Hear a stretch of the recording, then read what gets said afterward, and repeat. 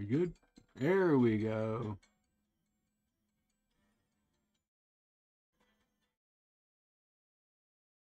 Now we're cooking.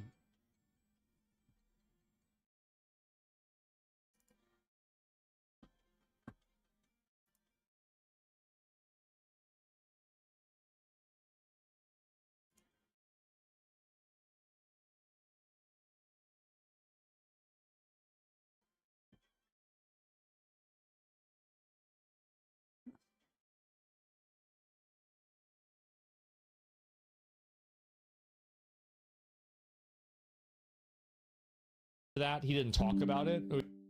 He did, but like he didn't really like say he's going to do this. He just went and got him. He just did it.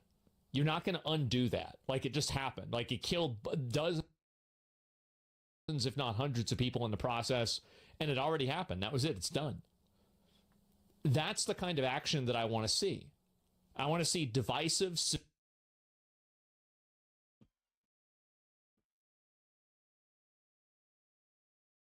Decent.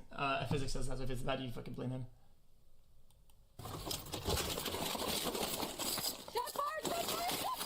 At 1:57 in the morning, is the a best school security camera recorded a Dodge Challenger crashing into a snow. Political stuff. It's great movie. There's also new drama in League, by the way.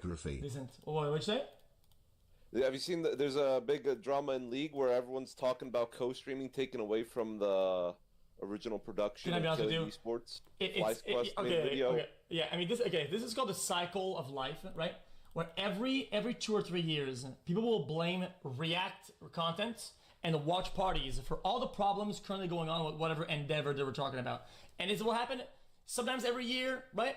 People will agree they like it, and as soon as the main endeavor goes down, and I'll watch this. Another camera recorded the driver walking away from the crash, heading toward a nearby apartment complex. There we go. From the apartments, the driver got into a white utility van and pulled out of the lot. The van was seen speeding out of the apartments toward a nearby care facility. As soon as it stopped, a woman rushed out of the van and told staff she'd been choked and violently assaulted. Staff called 911, and dispatch relayed the report. Twin Ports Health Service. An intoxicated male in a white service van pulled up to the door. A crying female got out. The male left. Sounds like he was very intoxicated. Name is possibly a Dylan Wallace. What was some games in The it? female is at Twin Ports Health Services. With Wallace now identified, superior officers began searching for the white van. Unbeknownst to them, Wallace had already returned to his apartment, and security footage captured him leaving with multiple rifles, including an AK-47 style rifle, and headed back out to the streets. Around the same time, an officer arrived at the care facility to speak with the victim. While an officer was speaking with the victim, another officer spotted the white van leaving the apartment complex, and her attempt to stop Wallace would be the moment everything started to unravel. I think we are team today to win the Wait, and when did they see the AK? Or did they have the info or not? 955. Return 937. Oh.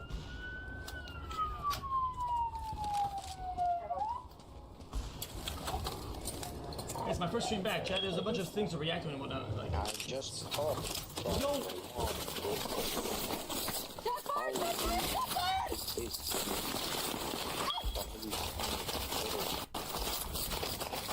we need to make sure the place noise.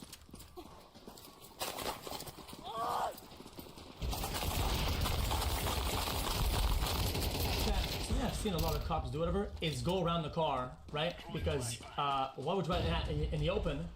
And afterwards, I gotta be honest with you, why won't you take cover behind a little bank of snow on the right side and just stay out in the open?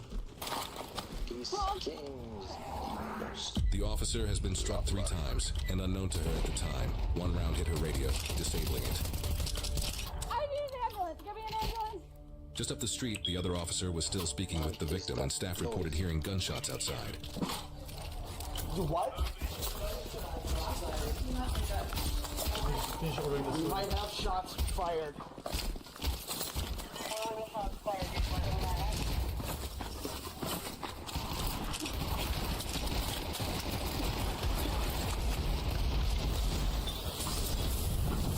Wait.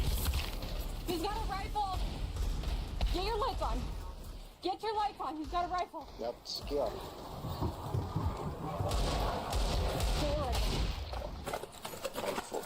Give me the air. It's on 37. Yo, what is wrong with this guy? He has like it's like some cold, like cold-blooded killer. Like, what the fuck is happening? Stupid video. I can't get out of my radio. Shots fired. Kick him. Yo. Okay, why don't they have an RC car or a fucking drone as like a last resort scenario where there's some guy is clearly engaging in firefight and it just fucking sends and fucking bombs that motherfucker. Yo, there's scenarios where first resource. Yeah, no, bro. There's scenarios where like let's be honest. It's just somebody's gonna die, whether it's an officer or other person. They just fucking send, bang, boom.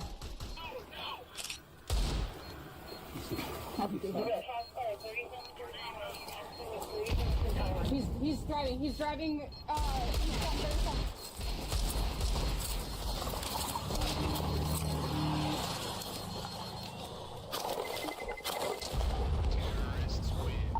Suspect fleeing. Going towards the middle school. He's going towards the middle school. White van. You need to drive me to hospital. You get to the hospital? Get to the hospital. He shot through my car. Suspect at middle school. He's coming back. I need more squads here now. Ben, where is he? He's at the middle school right now. I can see the van parked. Is actually on my friend's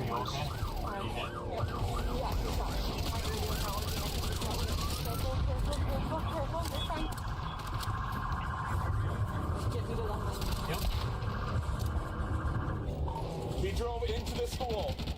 I repeat, he drove into the school. He has a high-powered rifle. If he shot the radio, it must have been on the upper body, you know? We need a perimeter around the school right Vents now. don't block that. He drove right through the front door. Don't open the door! Don't open the door! Don't let anyone in this building unless they're a cop! Don't let her leave! Going into Superior. Yeah, calling the phone to lock down the hospital. I appreciate that. No.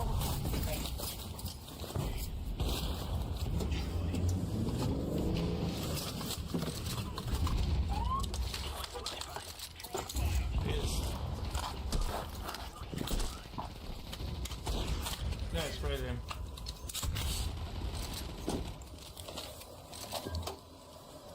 Except for I have no movement from the van. It literally drove right into the school. He could be anywhere inside.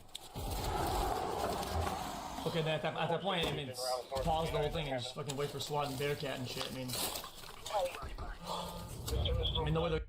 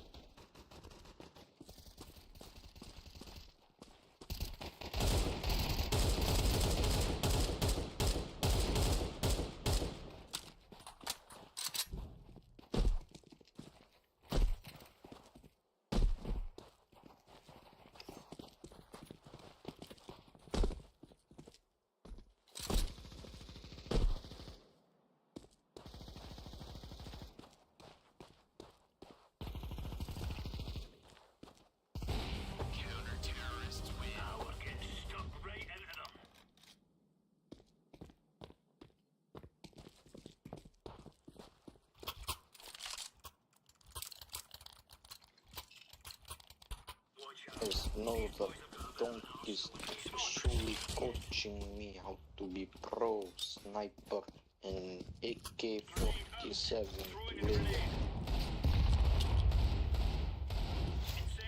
I easily just killed one person because I know how this game technology is corporation. With no Bro, stop!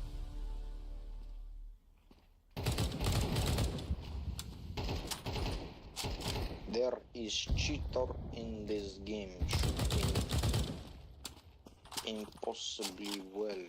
which is impossible. He is walling. Grove is cheating, and I see him right now. He is walling through wall, and he is looking straight at him right now.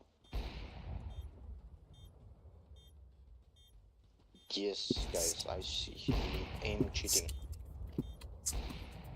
Yo, bro, Grove, why are you aim cheating, bro? Do you not want to respond and get banned, bro?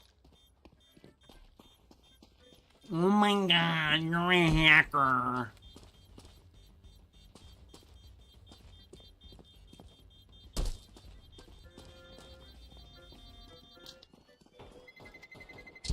Terrorists win.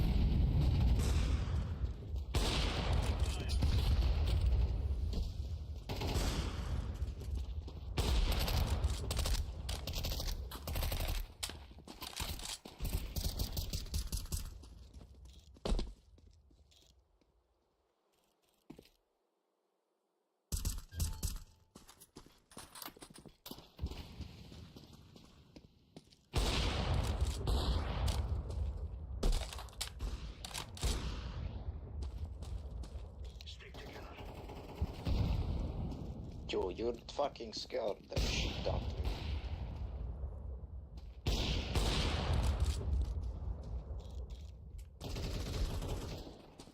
He's right on the other side where this guy was hiding.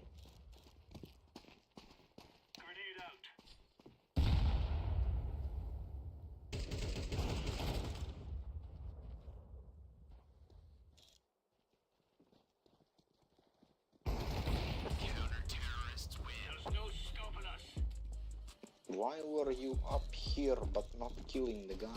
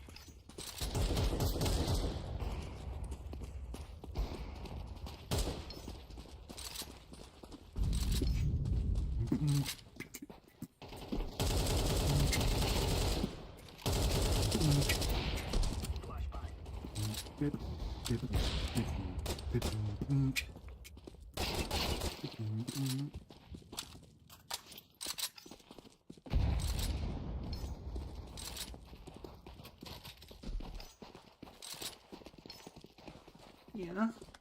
Oh, fuck you.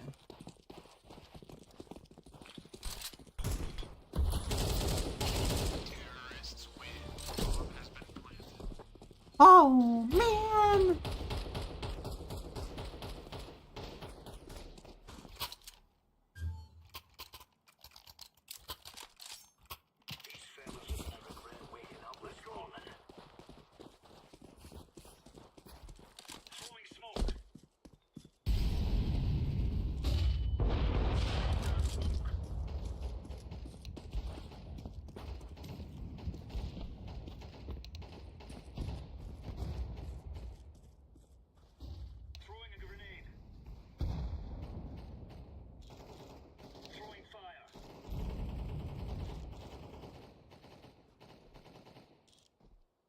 Crouch, crouch, crouch right here like this.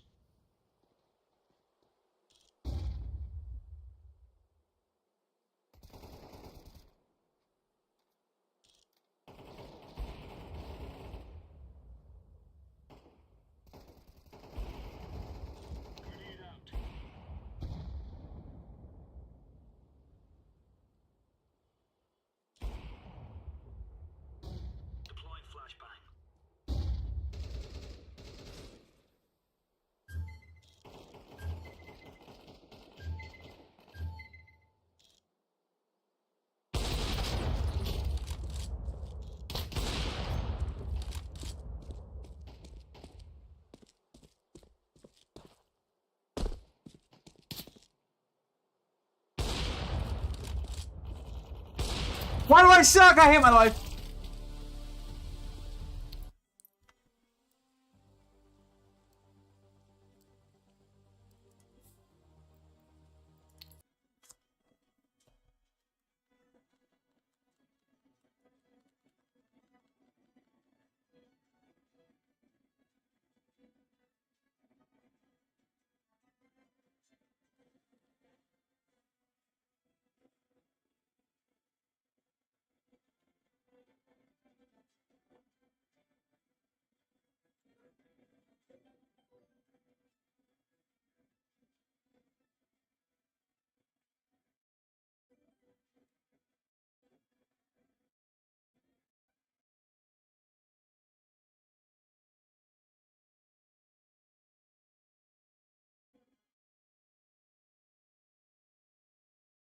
What's going on? What's going on here?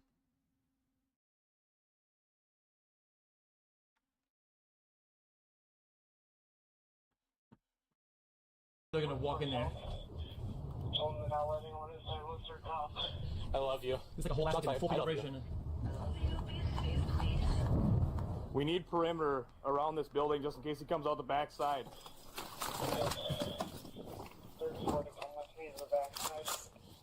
Get the cover. Yep. You and I are gonna go towards the back. I'll go down a little bit. Wallace entered here at the front doors, while squads took positions to the west, north, east, and further down along the south side. Hold on him. Just in case he starts shooting at us. As officers held their positions outside, unaware of Wallace's exact location, school security cameras had already recorded the moment he crashed his van into the front doors of the school.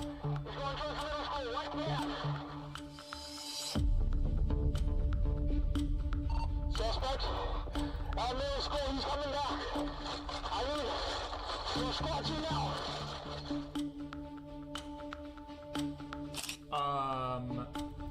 Okay. Wallace gets out of the van, breaks out the remaining glass, and climbs through the shattered doorway, entering the school.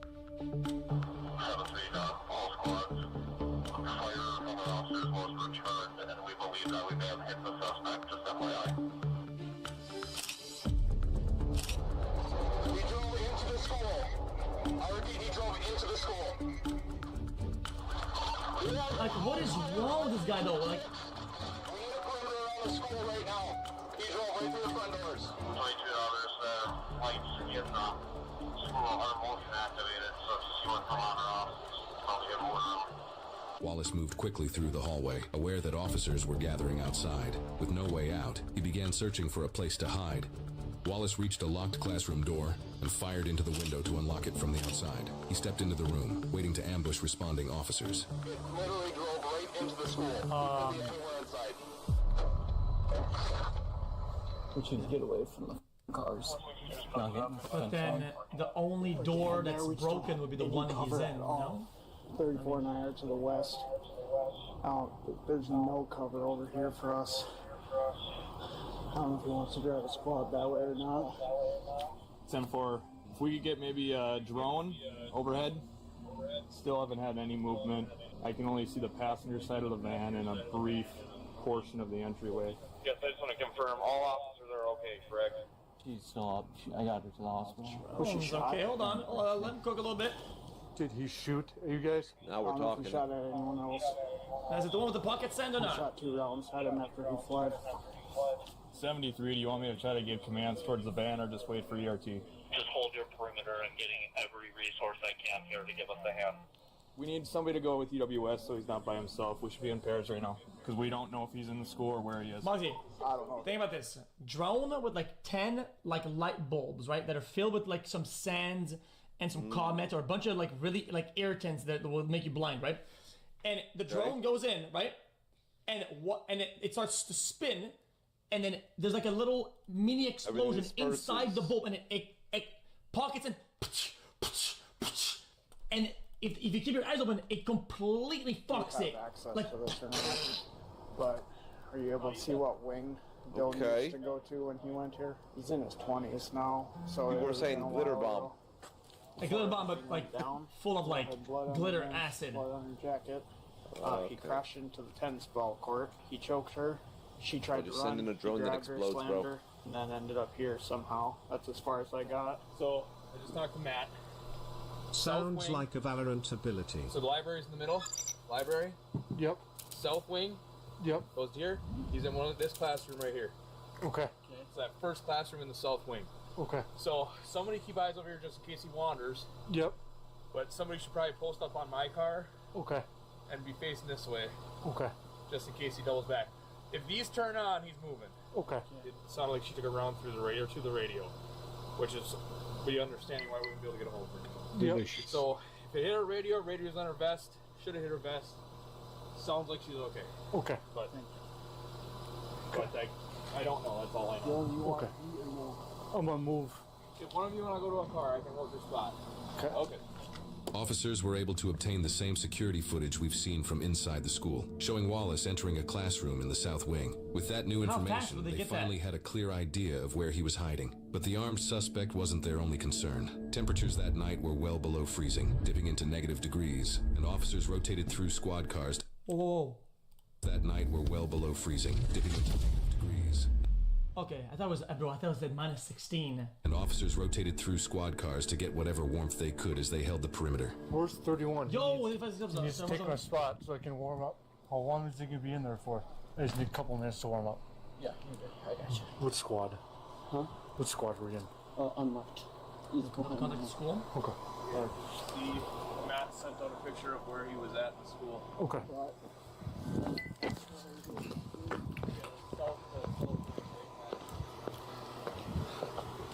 You good, 7-4? You good? If you need to warm up, you can. What Let's about go a warm up real drone quick. spider?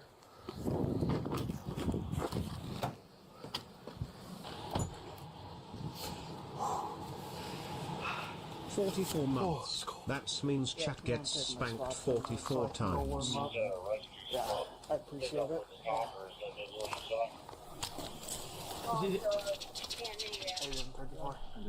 Alright. And then it stings them Yeah, I'm gonna warm up for a Yeah, minute. go ahead. You good? with Yeah. venom. 40-25. She got hit like right in here. Or a drug, and that'll make them sleep. Go through the vest. I'm not sure. Definitely destroyed the radio. Did you hear me call shots fired? Okay. Well, for cases like this, you should cut their Pinned legs down off. behind my Okay. squad car. Blades on the fucking drone. Oh, Who's shooting?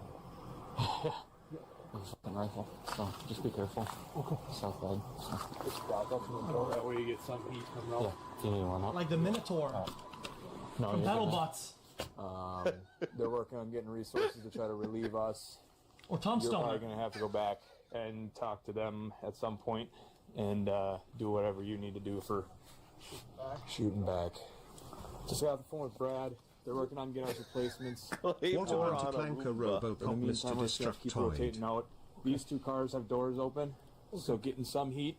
Okay. I think this is the better vantage point than that car. Yeah, I do too. I was gonna say then we could get like two of us in cars.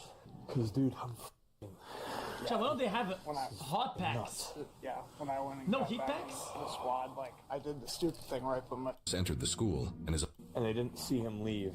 It's been nearly 2 hours since Wallace entered the school, and as officers battled the freezing temperatures outside, their shifts slowly began rotating out. Okay, I understand that you fired 2 rounds, is that right? yeah.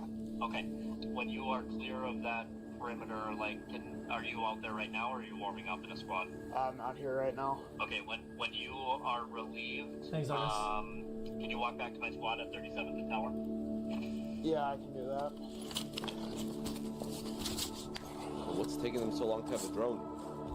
While some officers were relieved, others remained on duty, and units from the Douglas County Sheriff's Office and responding Duluth officers helped hold the perimeter along with Superior. With Wallace's presumed location identified from the security footage, teams repositioned toward the nearest doors and staged tactical units nearby.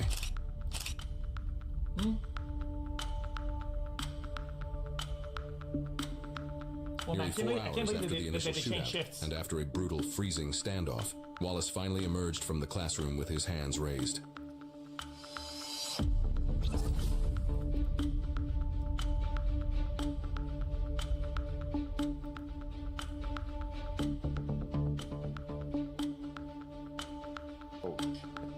Yeah, probably got hungry. Starving Marvin.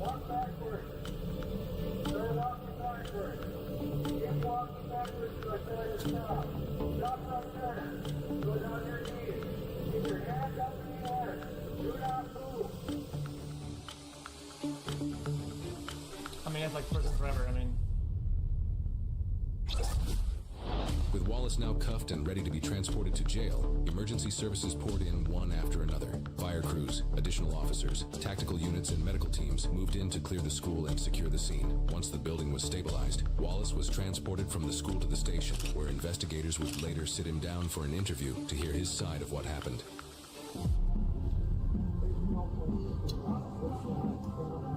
I mean, he's bowling really bad.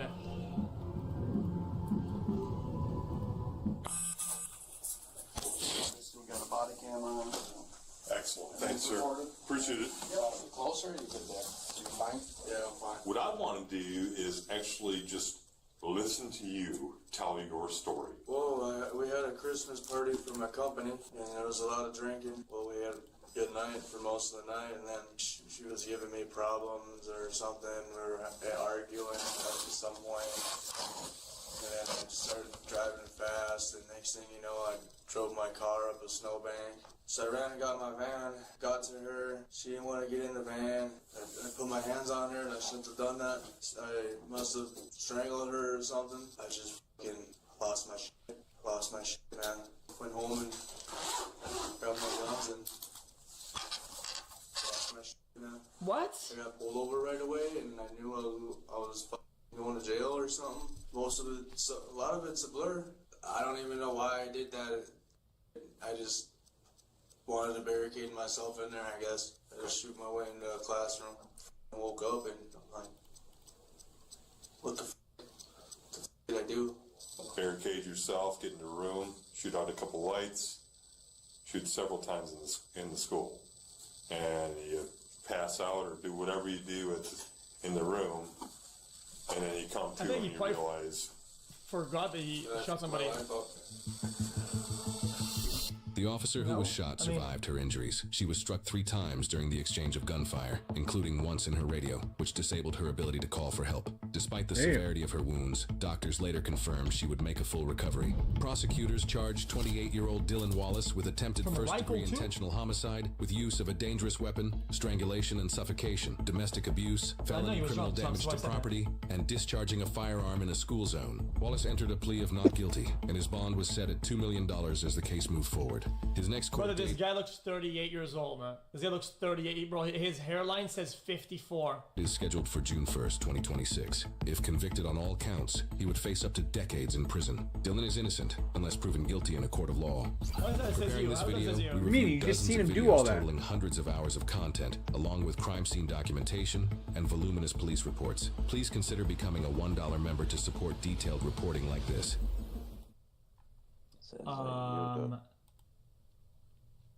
How's that SSU? Explain how that's SSU. Oh, we didn't watch this one. Oh, we'll watch this one at a time.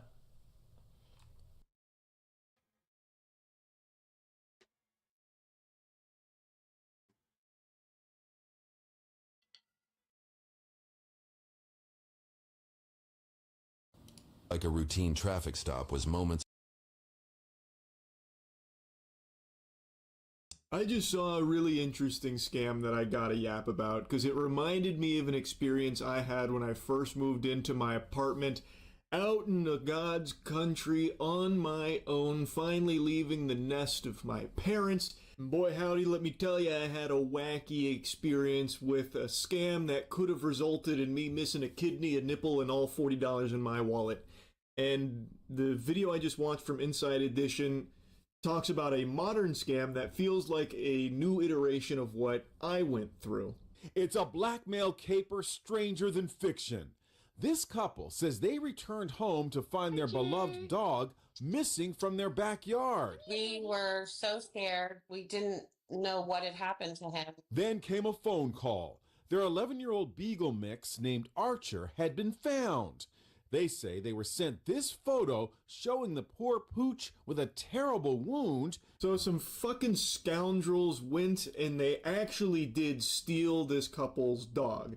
So they kidnapped the dog and then called them to tell them that the dog had actually been found, but unfortunately it had gotten in an accident and it was going to need surgery. And then sending proof, they AI generated this image of their dog on an operating table at a vet.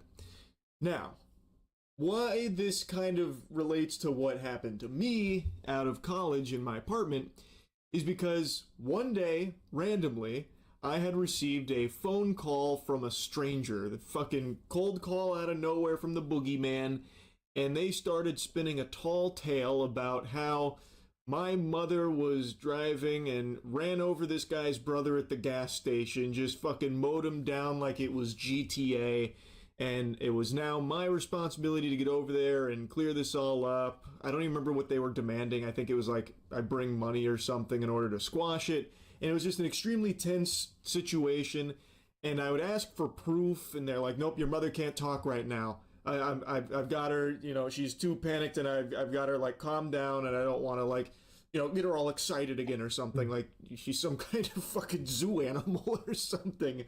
But, like, at the time, I was just like, okay, man, I guess Mom done made a big old boo-boo here. Come on, what were you thinking, Mom? Jeez, Jiminy Christmas, this is ridiculous.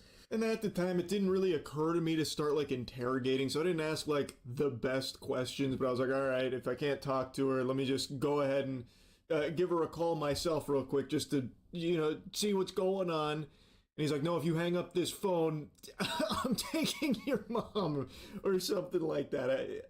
Or maybe he was like, then the police will have to get involved and they'll beat you here. So I don't even remember now. It's been so many years, but basically it was about, like, I need to go there and pay because my mom did this, and it was all just a big fucking lie over the phone. Eventually I was like, you know what, this sounds fishy. Slowly but surely I started breaking out of the genjutsu. This was a long conversation, mind you, of them trying to, like, really fucking use as much elbow grease as possible and, you know, get me out the door over there with some money for him or whatever it was. But eventually I was just like, all right, man, look, Squirt, this isn't adding up. I don't know why I can't talk to my mom about this if she's right there and you're, like, making this threat. It feels very off. Eventually I wisened up and finally started reaching the conclusion that this is likely phony baloney, but even in the slim chance that it wasn't, I kind of liked my mom's odds in this case here. If things did start to get rowdy, she carries, and I bet on her in this situation. So eventually I just hung up, gave her a ring. Obviously it turns out none of it was legitimate at all. It was just completely made up. It was a scam. But I really was considering going over there. In fact, I had even got my wallet and my keys, and I was like, all right, I'll just start making a trip over there because they gave me, like, an address to the gas station. The point is, this kind of thing is obviously alarming, and it kind of throws a lot of things out of whack in the old noodle up here. It makes steel trap all cattywampus. So this couple, when they got this call as well as this picture of their dog, they didn't, like, immediately recognize it as a scam, which I totally relate to. If I had received an AI-generated photo of my mom behind the wheel going like a Mr. Beast thumbnail from those scammers, I wouldn't have thought twice. I would have been out the door on my way over, steaming like, oh. Being prepped for surgery. Bill and Allison Cousins say the caller identified himself as a vet and said Archer had been run down by a car. He was going to have surgery because he had a broken femur and a dislocated shoulder. And we were like, yes, whatever needs to be done. Archer's panicked owners were told the surgery would cost $2,746. They were willing to pay up, but then they realized some things just didn't add up. First, they received a text instructing them to pay with Walmart or CVS gift cards. As any reputable vet would request. We don't accept money or credit or anything like that. Only these extremely specific means through this text message here. Please click this link. And that's kind of how it happened for me, too. Like, eventually it's like, no, you gotta come over here. No, you can't talk to her. No, you can't hang up this phone, as if it was like, you know, fucking Keanu Reeves in Speed or something. Like, eventually it started to dawn on me, same as it did for them. Like, it's easy to look at this and be like, how did they not immediately recognize that as AI or, like, all just a bunch of fucking hullabaloo? But when you get, like, a call like this, it's alarming, it's jarring, and especially now with AI, it is enough to like fool you, at least temporarily. And they did actually have their dog stolen. In my case, they didn't, fucking hog tie my mom or anything like that. Like they were just straight up lying, but in their case, they actually did take their dog. So they had even more reason to believe that, okay, maybe there's an air of legitimacy to all of this, until of course they got that text message about how wacky the payment protocol was for this supposed vet. Then they started to really look at that photo they got sent of Archer on the table. Then they were sent another photo of Archer post-surgery, this time with fancy bandages. I'm like, this is exactly the same as the first picture, just the two doctors had moved. And look at the date on the x-rays. It says 12/21/2022. Wow. Holy shit, it's more serious than we thought. Arthur ran so fast that he traveled back in time 4 years. Must have been hit by the DeLorean or something. Oh my goodness heavens to Betsy. So yeah, when you really look at it, it falls apart. But the thing with the AI and scams, like we talked about with the AI voicemail scams, where AI scammers, not voicemail, but AI voice scammers, where they will emulate a loved one in order to try and like weasel money out of a relative. It doesn't need to be perfect, it just needs to be good enough. And since they're preying on people that are in a vulnerable state already, like them missing their dog and trying to exploit that, it's even more effective there because they're just really wanting their, dog to be okay and safe, and they're willing to pay to ensure he gets proper care. So they're more willing to believe that. Almost 4 years ago. Correct. Turns out the photos were entirely AI generated. The AI scam failed, but the heartbroken owners were still missing their dog, Archer. Then, 4 days later, Archer suddenly showed up at their front door in Deltona, Florida. Here he is. Hey, Archer. Here's our Archer. I actually couldn't believe this shit right here. So the fucking scumbags that stole their dog from their property ended up returning the dog after they failed to get money out of this. That was a bigger subversion of my expectations than everything that happened with Game of Thrones at the end. I am shocked. Like, it doesn't redeem the scammers and dog nappers here, but I am happy at least that, their heart grew 3 sizes there, like the Grinch, and they did decide to return the dog when they realized that this didn't work. Because I imagine in most cases with these fucking vile worms, they do not care about the dog or anything, or the family, so they'll, maybe kill the dog, have it put down, or, throw it in a shelter, or just release it into the wild on the side of the road or something like that. So I was really surprised to see that they actually did just bring the dog back. Without being able to make a buck, the dog napper apparently decided to return Archer. Archer, hey buddy. How do you try to take advantage of people when they're at their most vulnerable? Like, that's disgusting.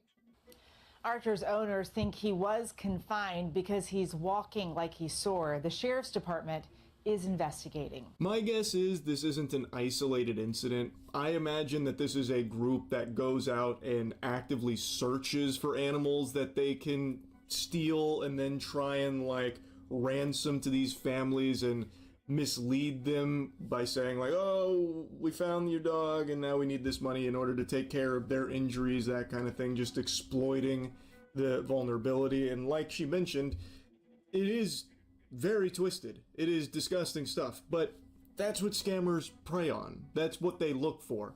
And now in the age of AI, they can more effectively manipulate their victims and more effectively convince them of basically anything they want. So, anyway, I saw this earlier today, and while it is, wacky, like the AI image they sent of, the dog in surgery, and then it, got all patched up there, and it's very clearly just AI-generated fucking hoopla, it is scary, though, because they did steal that dog, and they were looking for thousands of dollars from this family, trying to lead them to believe that it was going to a vet that cared for their beloved animal. Now, luckily it does have a happy ending. They got the dog back, but I imagine in most cases like this, family probably doesn't. So hopefully they do catch these assholes responsible. Anyway, just wanted to put this on your radar and yap about it. That's really about it. See ya.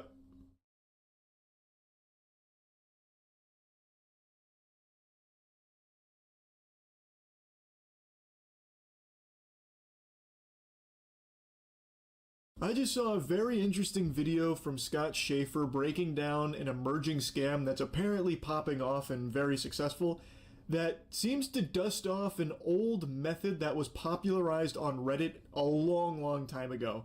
In the early days of Reddit, where updoots were the most sought after currency since Bitcoin, the citizens of Reddit, the narwhal baconers at midnight, came up with a strategy to farm these coveted updoots that everyone was chasing like the Fountain of Youth. In a nutshell, the strategy was take an image or a video from some unrelated person, usually like an older person or someone in a hospital, and then drum up a sob story like, this is, old Peepaw Cletus, I loved him for so long, yesterday he passed away, but his final wish was that this photo of him giving me a thumbs up reaches 50k karma and breaks the r/gaming super record. Can we make his last wish happen, guys?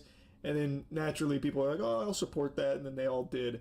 Well, now that exact same strategy is being used to sell drop-shipped items from Temu on TikTok, and it is blowing up. I became aware of this scam not from TikTok, but a YouTube channel called Force Orbs. This channel is originally a TikTok account with the same name that moved all their videos to YouTube Shorts to try and scam more people.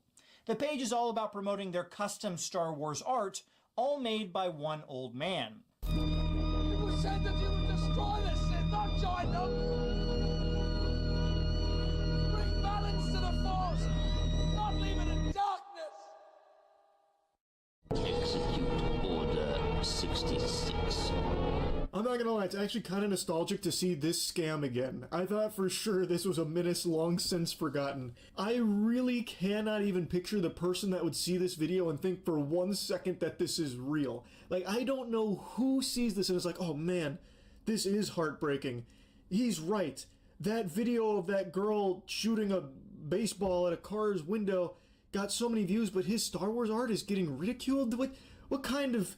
What's happened to us? This is not right. I'm gonna buy 10 Force Orbs to support him and let him know how happy I am with this purchase. Of course, the reality is the old guy in the video here has no fucking clue what Force Orbs are. He is not involved with this at all. It's just some random douchebags that are drop shipping it, using this as their marketing tool here. He's become their mascot, the Toucan Sam to their cereal that they're peddling.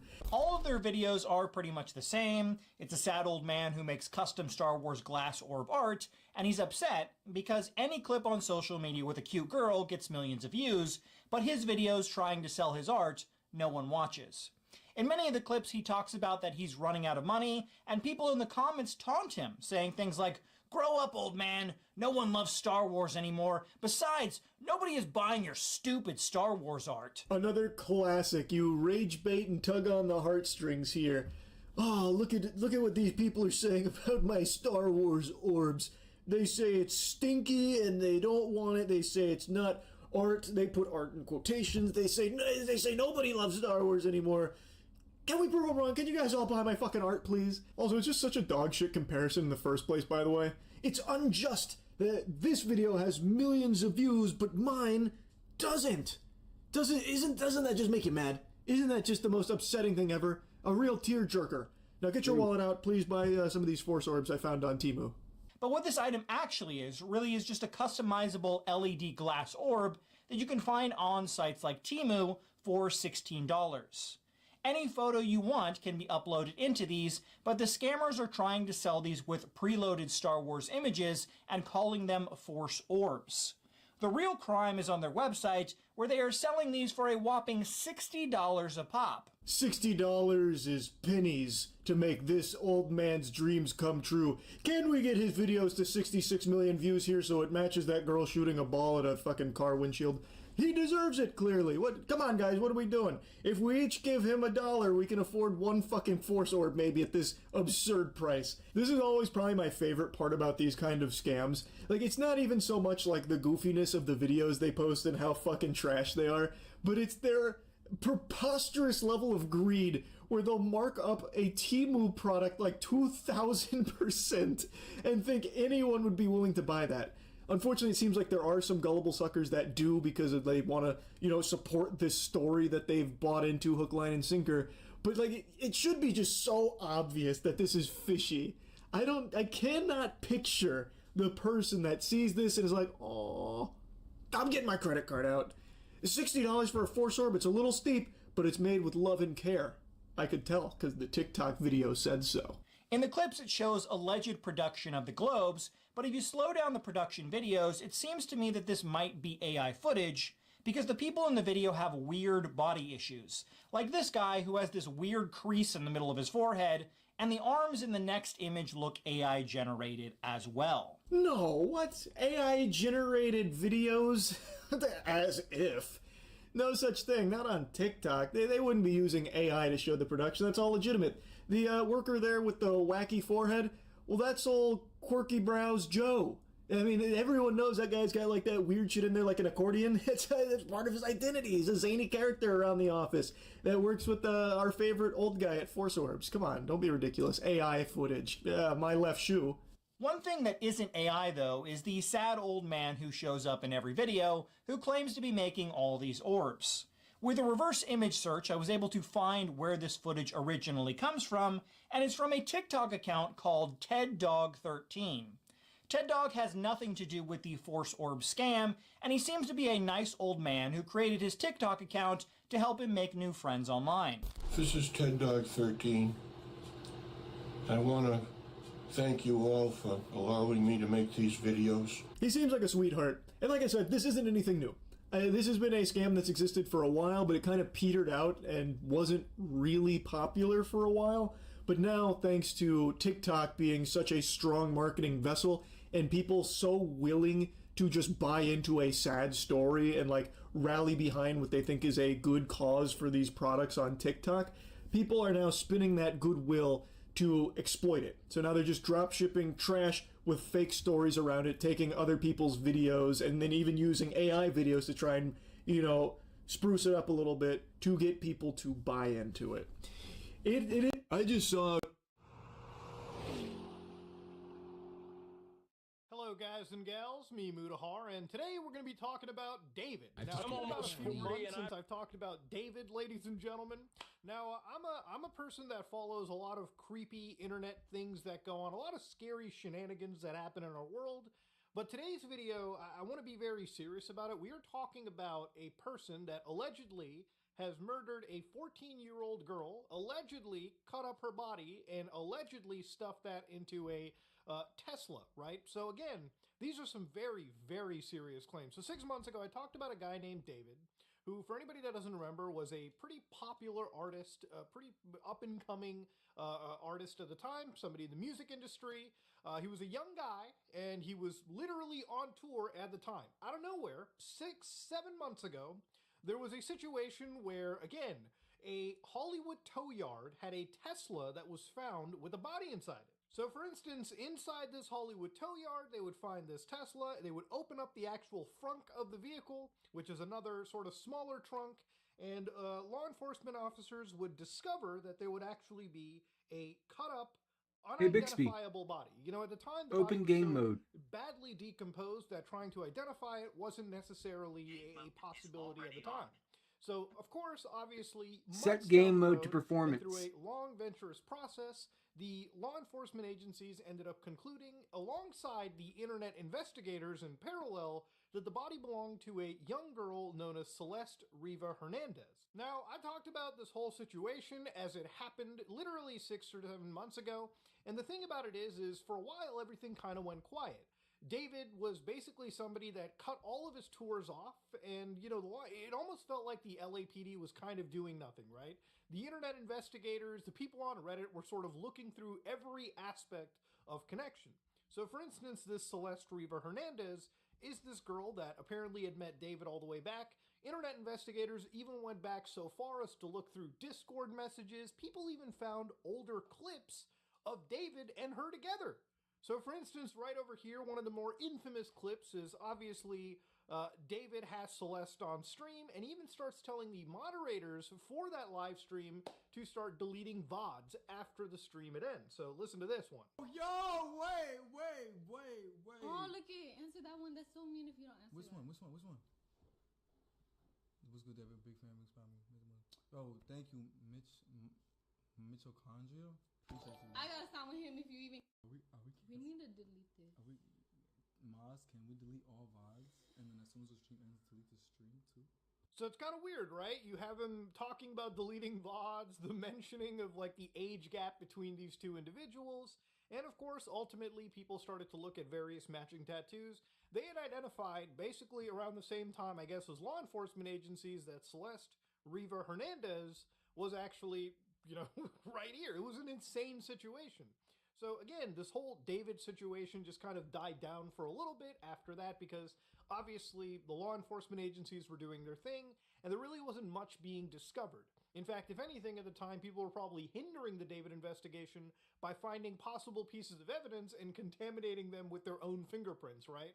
As is that point when people found like one of the possible Tesla key cards for the actual vehicle just sitting out on the street, allegedly, of course, in this situation. So why are we talking about David all of a sudden today? Well, David has been found charged with a brutal and horrific death of a teen. So I would have talked about this before the weekend because there was actually a pretty huge development where he was arrested literally, I believe, in Hollywood at the time. So according to the old TMZ over here, they ended up grabbing the actual arrest footage. They're the ones that kind of have been covering this stuff the most. You can see law enforcement vehicles, you can see a whole litany of cops, and of course, obviously, they are just arresting this individual. So you can actually see him right over here. He's gonna turn around and have his arms completely like behind his back, like cuffed. So yeah, they're just prepping him for transport at that point. And you can see right over here the actual they brought in the whole SWAT team, the marshals, everything to execute this like arrest warrant. And I believe it was actually he was arrested in the Hollywood Hills, so kind of the same place I believe where his like home actually was. That was like that law enforcement agencies were kind of looking at. So he was arrested, and the reason I didn't cover it was because as the arrest happened, there was really nothing that came out of the DA office on Friday that kind of signaled them making any statement. It was just the LAPD executing an arrest. So according to, again, the David charges, he will face 3 charges in the investigation into the murder of Celeste Riva Hernandez, of course, this unfortunate 14-year-old girl that was basically killed, and people had attempted to hide her in probably the worst way possible, thankfully, because that ended up leading to their arrest. So this includes first-degree murder, this includes murder for financial gain, and murdering a witness to an investigation. So these are very important charges to remember. These charges, when combined together, could potentially make him eligible for the death penalty. And that's actually an interesting, portion of this case that I'll discuss a little further. The charges involve numerous acts with a minor and the mutilation of a body. So that's according to the LA District Attorney Nathan Hochman, who's literally wanted to be more tougher on crime. And there's nothing, there's no situation that presents itself better than this to be tougher on crime. Obviously, I think all of us, 100% of the people watching, can agree that what happened over here is probably one of the most disgusting things that we've seen in the last decade, really, when it comes to one of the most heinous crimes that has been such a public spectacle. Prosecutors will present evidence that Rivas was a witness into an investigation against Burke for acts committed when she was under 14 years old, Hochman had said. Hey, Bixby, Riva Hernandez went to turn on Game on the 23rd of Booster April, Performance. 1995, and was then never seen again, according to the district attorney. The police chief addressed criticism of how the case was handled, and of Well, course, fuck you then, this is Bixby. where I'm going to kind of push back a little bit. So, 7 months ago, they had found the body in the Tesla. And, the body at the time was so horribly, not just decomposed, rather, that identifying who the fuck it was and how things had happened was actually a difficulty for, again, the actual law enforcement agencies. When it comes to arresting somebody on homicide or something like this, you want your case to be as airtight as you can. So you do spend your time crossing every T and dotting every I, because if the LAPD didn't do that, or the district's office didn't do that, then it would basically mean that David has a chance of getting away. And he probably could have a chance of getting away, because remember, these are only allegations and charges we've talked about. Under the US system, you are presumed innocent until proven guilty. So he's going to have his lawyers obviously take this to trial, and he's already pleaded non-guilty in this situation. So you can see right over here, the charges include the most serious charges the DA's office can bring, and that is first-degree murder with special circumstances. So he described that the special circumstance was, again, killing the victim for the financial gain, which is to maintain his very lucrative music career that Celeste was threatening. So the charges specifically mentioned over here are also charges that have a special connotation to them. So this is Penal Code 261, 368.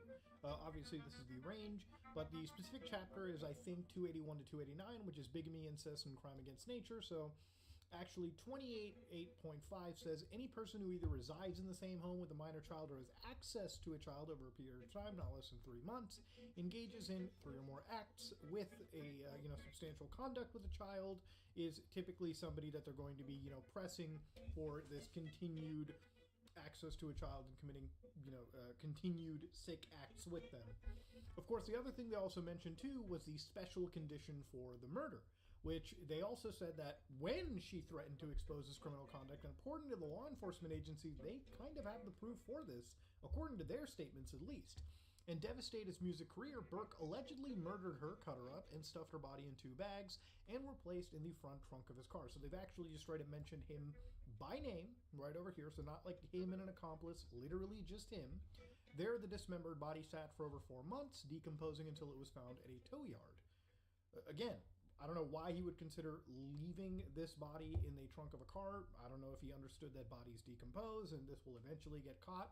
But thankfully, in his stupidity, he allegedly ended up getting caught, according to, again, the prosecution's office. And again, the implication was that Celeste was going to come out and basically say that, listen, David is with me, a minor. And, in this situation, obviously, you can imagine, right? Like, even in the YouTube space, as small and pissant as we are, and again, in any space, really, right? It doesn't have to be the internet space, the influencer space, or the celebrity space. It could even be situations where, again, you just have a regular job. If it ever comes out that you are a child predator, well, you're not going to have that job, and rightfully so, most of the fucking world is going to want you on death row, which is actually a possibility where he's headed to. So if the actual prosecution's office can make the maximum sentence exist or persist in this case, the possibility of life in prison without the possibility of parole or the death penalty if convicted can be charged. So this is something where, again, even Hochman is adding that the determination of whether prosecutors will seek the death penalty will be made at a later time. Now, here's the thing about the death penalty in California. Technically, from my research, the death penalty in California exists. However, back in 2019, the governor, Gavin Newsom, filed a moratorium, which basically stopped all of the actual death penalty stuff. It stopped the executions from happening. In fact, California is one of those states where, the death penalty is basically something that exists, but it's never going to happen to you. And of course, a lot of that legally could change. At some point down the road, governors like Gavin Newsom can be replaced with somebody else that may choose to get rid of the shaky moratorium. But there's actually a silver lining to the death penalty still. Even if David never gets executed by the state, given a death penalty, punishment, that means his chances of parole, from my research at least, and again, I'm not a lawyer, means that he will never be allowed outside the prison for the alleged crimes right now that he has allegedly committed. If he's proven guilty of this, which honestly all roads kind of point to that, given everything that we've researched in the last 7 months, and probably whatever the fuck the actual DA has, yeah, he's never going to see the light of day again. And honestly, I think serving your natural life in a prison cell is arguably worse, in my opinion, than just dying, because here's the thing with the death penalty. You don't just die the next day. Obviously, you write down appeals, you file appeals, until, of course, you cannot file appeals anymore. And then, of course, then the state will just fucking execute you. But if, in this situation, you are not granted that appeal and you die, I think for the crimes that have allegedly been committed, like we are talking about a 14-year-old girl getting killed, dismembered, and basically left to rot. If this guy or anybody connected to him, allegedly, was even somewhat competent at hiding a fucking body, they figured out how to get rid of her. Maybe it was like burn her until no trace existed. Maybe it was like, if these people were even incompetent at doing this kind of stuff, God forbid, this man allegedly would be getting away with all of this. We would not even have a body to even consider a homicide case. So now that this is all here, obviously we've got this situation.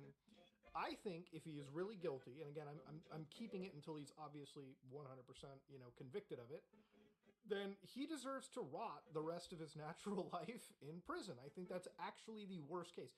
Dying is the easy way out, okay? Living with the guilt, rightfully so, of the sin that you've committed while you're sitting in a concrete fucking coffin is probably the best way to go. Have you seen how they treat people in fucking prisons in general, all over, just in the US? Okay, it's a bad time. David's gonna have a bad fucking time. David's gonna be eating like shit, living like shit, and frankly, if he's guilty of this, he deserves every bit of shit going towards him. Now, obviously, one of the things that really burns me, too, in this story is how much everyone let down Celeste Rivas, right? Now, this is a girl that, obviously, at the time when we were looking at her, there was a lot of speculation and discussion that she had multiple IDs and she was somebody that loved to party with people. And remember, she is a minor at the end of the day. When I was a minor, I did a fair share of stupid things on my own end. I can't deny that, this girl probably got into trouble, right? But she is ultimately a minor. Any adult involved in this situation that was giving her narcotics, taking advantage of her sexually, assaulting her violently, those people are guilty 100% of those sins that they've committed, right? I'm not going to sit here and victim blame a fucking minor for crying out loud. But the reality of this is that, when you look at people like Celeste Rivas, she was found missing. She was, the family was called, the family was called to the home like 11 times, according to this piece. And in some cases, she was found with David long before this. I mean, she was, like we saw earlier in the clip, streaming. She was on Instagram posts. She was in Discord messages. So it makes me wonder, how much did the parents in this case actually give a shit about this situation? How much did even the LAPD give a shit about the situation, knowing the contextual history that they had as time had gone on? And that's sort of where my mind kind of unfortunately goes to in situations like this, because I feel like if the system and the family had also done their fair part of due diligence, this girl might actually still be living and alive today, right? And David, if at the time he'd done something with her, we'd be looking at him, he'd be going to jail for far different circumstances. A homicide would not have happened, right? But then again, that's kind of life itself. That's all we human beings can do, is we can just sit there and speculate about every fucking thing imaginable. The reality of it is nobody's going to know what that alternate dimension looks like. What we do know is the current dimension that we're in, and that dimension involves a dead little child and a disgusting, horrific monster, allegedly, of course, who took advantage and, unfortunately, at the very end, allegedly took that person's life. Sorry, it's a disgusting situation to really think about. And honestly, given David, I think that if all of this stuff is proven to be true, which I think after 6-7 months, the attorney's office, the LAPD, have put together probably what I imagine is an airtight case, this guy isn't really getting out of it. And sure, he can plead non-guilty all he wants. Obviously, I imagine that's probably the only aspect his lawyers want him to go, given how serious the nature of these crimes have gotten. But I guess time will tell, right? Trials take some time. We'll see how this goes, and I definitely will be covering it when this guy is 100% convicted. But for now, it's kind of looking like he may actually get the death penalty, which is wild in the fucking state of California. Whether that gets executed, that's up for another debate. But if he gets a death penalty, the interesting part about that will be that he will live out, from my understanding, the rest of his natural life in a prison. Which, if he's guilty of this shit, 100%, 100% the best case scenario, given the circumstances. Now, obviously, the big thing about this is, too, is one of the reasons why we're going to look closely into it is obviously the defense attorneys. So, in this situation, Blair Burke, the lead attorney over here, love these last name similarities, we believe the actual evidence will show David Burke did not murder Celeste Reaver Hernandez. We would like to have the evidence come into the light of day. So that's what Burke told. After months of secret grand jury proceedings, she would like a public preliminary hearing to take place as soon as possible so a judge can decide whether there is enough evidence for trial. Burke is entitled under California law to have the evidentiary hearing within 10 court days of his arraignment. Nearly all defendants waived their right to have it happen that fast, but he didn't. A hearing to work out what will happen next was scheduled for Thursday. So, of course, obviously the deputy attorney, the district attorney, was like, we'll be very happy to put the evidence that we've collected. So, again, the silver bullet I would have to speculate and imagine here would be if the defense can prove that David wasn't involved and actually they really know who ended up killing this girl. But that would be a twist and turn that, frankly, I do actually expect out of a case so grotesquely and morbidly mesmerizing. Just something that has been such a weird... I mean, how often do you... I've driven by that road where the Tesla was towed from. And it's insane to think that, you know, there could have been a possibility at times where you drive by a road like that and there's a car parked in the California sun and you think, could it have a fucking body in it? I mean, that's insane insane times that we live in. So beyond the fact that they filed, the defense rather, filed those, evidentiary hearings, which, again, obviously kind of a unusual thing to see, considering that generally in most cases it always goes the other way. Even the defense for David, who he actually has, I believe, 3 firms fighting on his behalf, one of the actual lawyers talking about this actually talked about how there was a lack of discovery that even the defense received. So, obviously the argument is at the same time when you're giving out these complaints like the ones you're seeing over here, holding these press conferences, why haven't you absolutely brought this up in a discovery sense to the actual, defense? So actually they're right over here. A Silverman objected that the defense collected so far has voluminous, noted that the DA's office had the time for a detailed press conference, as we said earlier, as Silverman cast doubt on there being much material available for a planned follow-up hearing later this week. Burke asked the prosecution to endeavor with conscientious earnestness to get as much discovery as possible to her team. So in a lot of ways, the actual movement by the prosecution is something that, just the nature of how they're acting is what the defense is targeting in this case. So, obviously it's going to be interesting to see how this thing plays out. Clearly, it seems like the prosecution has what they believe to be a silver bullet, but obviously at the same time, their actions are being, critically assessed, obviously, by the defense. And listen, I don't know, but when you sue somebody, when there's a trial, when something like this goes on, there's a chance that it goes one of either ways. Sometimes it's like rolling the dice. So really, it's time to see how this huge passioned trial, huge passion court proceeding ends up as, right? Like, that's what we're looking at going forward for the next few months. But ladies and gentlemen, this is me, Mudahar, and if you like what you saw, please like, comment, and subscribe just like an eye about.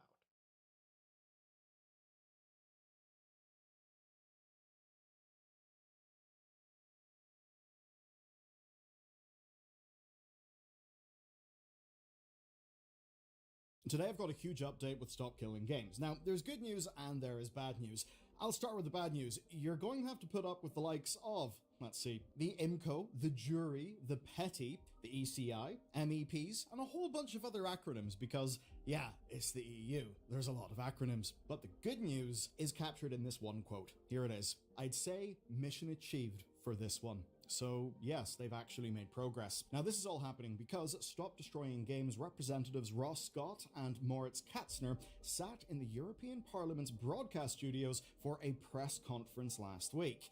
They were happy men, and to prove that, here's another quote. There was no European Member of Parliament that wasn't responding positively. Even the Commission was pretty positive, I'd say. A hell of a quote. Now, the events that quote's all about took place just a few hours before that quote was spoken. That's because they had stood before Europe's politicians and delivered their arguments for why the EU should take the cause of Stop Destroying Games up. And you know what? Even they seem surprised by just how well this went. So that means today we have a lot to break down. So this was all about the first public hearing at the EU Parliament in Brussels. This is where Stop Destroying Games could lay out the full details of their citizens' initiative and where parliamentarians could voice their support or ask questions. Now, it was hosted by the Committee on Petitions, PETI, with Stop Destroying Games formally representing the initiative, but the other EU bodies involved in all of this do actually matter as well, because also running things were the Committee on the Internal Market and Consumer Protection, IMCO, which was integral in improving the EU's right to repair laws, which, by the way, are giving us nice things like user-replaceable batteries for our tech. But also there was the Committee on Legal Affairs, GURI. Now, based on the committees that were chairing this whole thing, it's actually fairly clear to us how the EU is thinking about this problem and what kind of expertise it needs to solve it. Basically, they're seeing it as a consumer rights problem, and it's one that will need to be interpreted within current laws, basically ones that already exist. Now, to be clear, they weren't going to be providing solutions at this hearing, but what it was an opportunity for Stop Destroying Games to basically make their case, and to make it to everyone involved. So all of those bodies, the parliamentarians, and, well, at the end of the day, they're the people who do end up driving policy. And that means that if the reaction from them is good, well, if you back this initiative, then it's good news. So far, it seems the reactions have been quite good. Now, as gamers, we're having to do things like age verify ourselves, and, we also do stuff like ordering DoorDash. Well, you may know about the DoorDash data breach last year. There's also all the stuff going on with our good friends at Discord. Remember the breach they had last October that just got loads of people's government IDs spread across the place? So driver's licenses, passports. It's not good, and it's why I use Incogni. They're our way to fight back. They're today's sponsor, and basically, whenever data leaks, data brokers exist. They harvest it, they sell it on, and if you ever wondered how a spam caller got your number, it's things like that. Now, Incogni solves this by automating the legal work you'd otherwise have to do, and you can join at incogni.com/bellularnews. You'll get 60% off an annual plan there, and all you do is you enter your info, and that's basically that. You've got a legal right to have your data taken down, but it takes hours, it's not permanent. Incogni handles it, where they scan the brokers, they send the requests, they add you to suppression lists, and it's quite cool. In your dashboard, you can just see the names of all the data brokers that they've, yoked your data from. It's quite funny because a lot of them have got really spooky names. And they've also got a new feature called custom removals, where if you spot your info online, you can just paste them a link and have their team look into it for you. Now here's my dashboard. 259 takedowns sent, 6 in progress, 253 completed, 22 suppression lists, and they're monitoring 23 data brokers to ensure that they're not being sneaky bastards and they're actually compliant. It's great peace of mind, and you get 60% off at incogni.com/bellularnews. Okay, to break this down, there are 3 relevant parties here.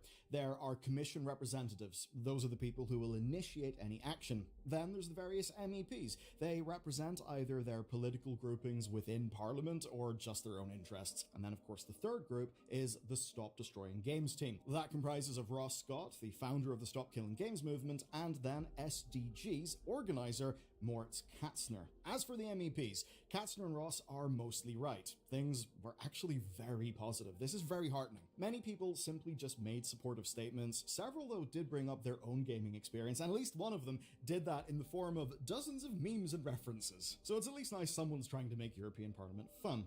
And then others were talking about wanting their kids to be protected from anti-consumer behavior.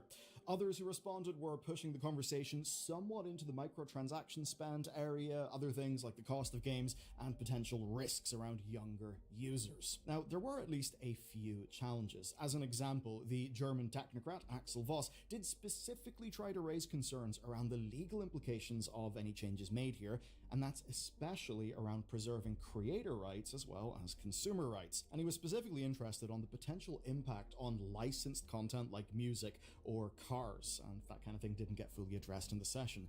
Though, if you have played video games, I mean, yes with cars, but I guess mostly with music, you know what it can be like whenever licenses expire and all the annoying stuff that can happen there. But here's what massively stood out to me, right? And it was a very compelling point. And that is basically that the right to repair idea wasn't really enough for a video game use case. And that's at least in part because developers limit what users can do to the actual games. Where it gets interesting is the suggestion of what to do, which is that rather than a right to repair sort of principle, that the principle should instead be a right to resurrect.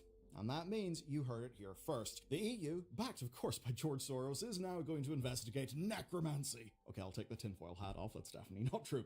What it actually means is that once a company, say, ends service for a game, with of course there being licensing terms and length of service, guarantees factored in, companies would just give us a bit of a guide of how we can run them ourselves. Honestly, that sounds really good to me. Another thing that was brought up was a Project Gutenberg-style approach to preserving games, so a little bit more similar to books. And I've got to say, at least from a personal perspective, that kind of stuff is music to my ears. But of course, there is more to talk about. I know this is a bit of a dense video. You're a credit to yourself for sticking with me through this. So let's just continue, right? The prevailing mood was that something is actually wrong with the situation with video games and that it does actually need to be addressed. So that's honestly a fairly huge win. Now, it's likely because Stop Destroying Games arguments tapped into some underlying feelings that already exist across the body on consumer protections. You know, I like to think about replaceable batteries, USB-C in phones, you know, the way that things have been moving. And now that the hearings happened, Stop Destroying Games are essentially left with two questions to answer in public. And those are, what exactly counts as a destroyed game, and what were they exactly asking for? Well, first, they defined how a video game is destroyed in their opinion, and you can see it in this flowchart here, with the key points being no clear information on end of support at purchase and a lack of consumer protections for owned property. Now, Scott explicitly stated that subscription games, which clearly define when service can end, actually would not fit in this criteria.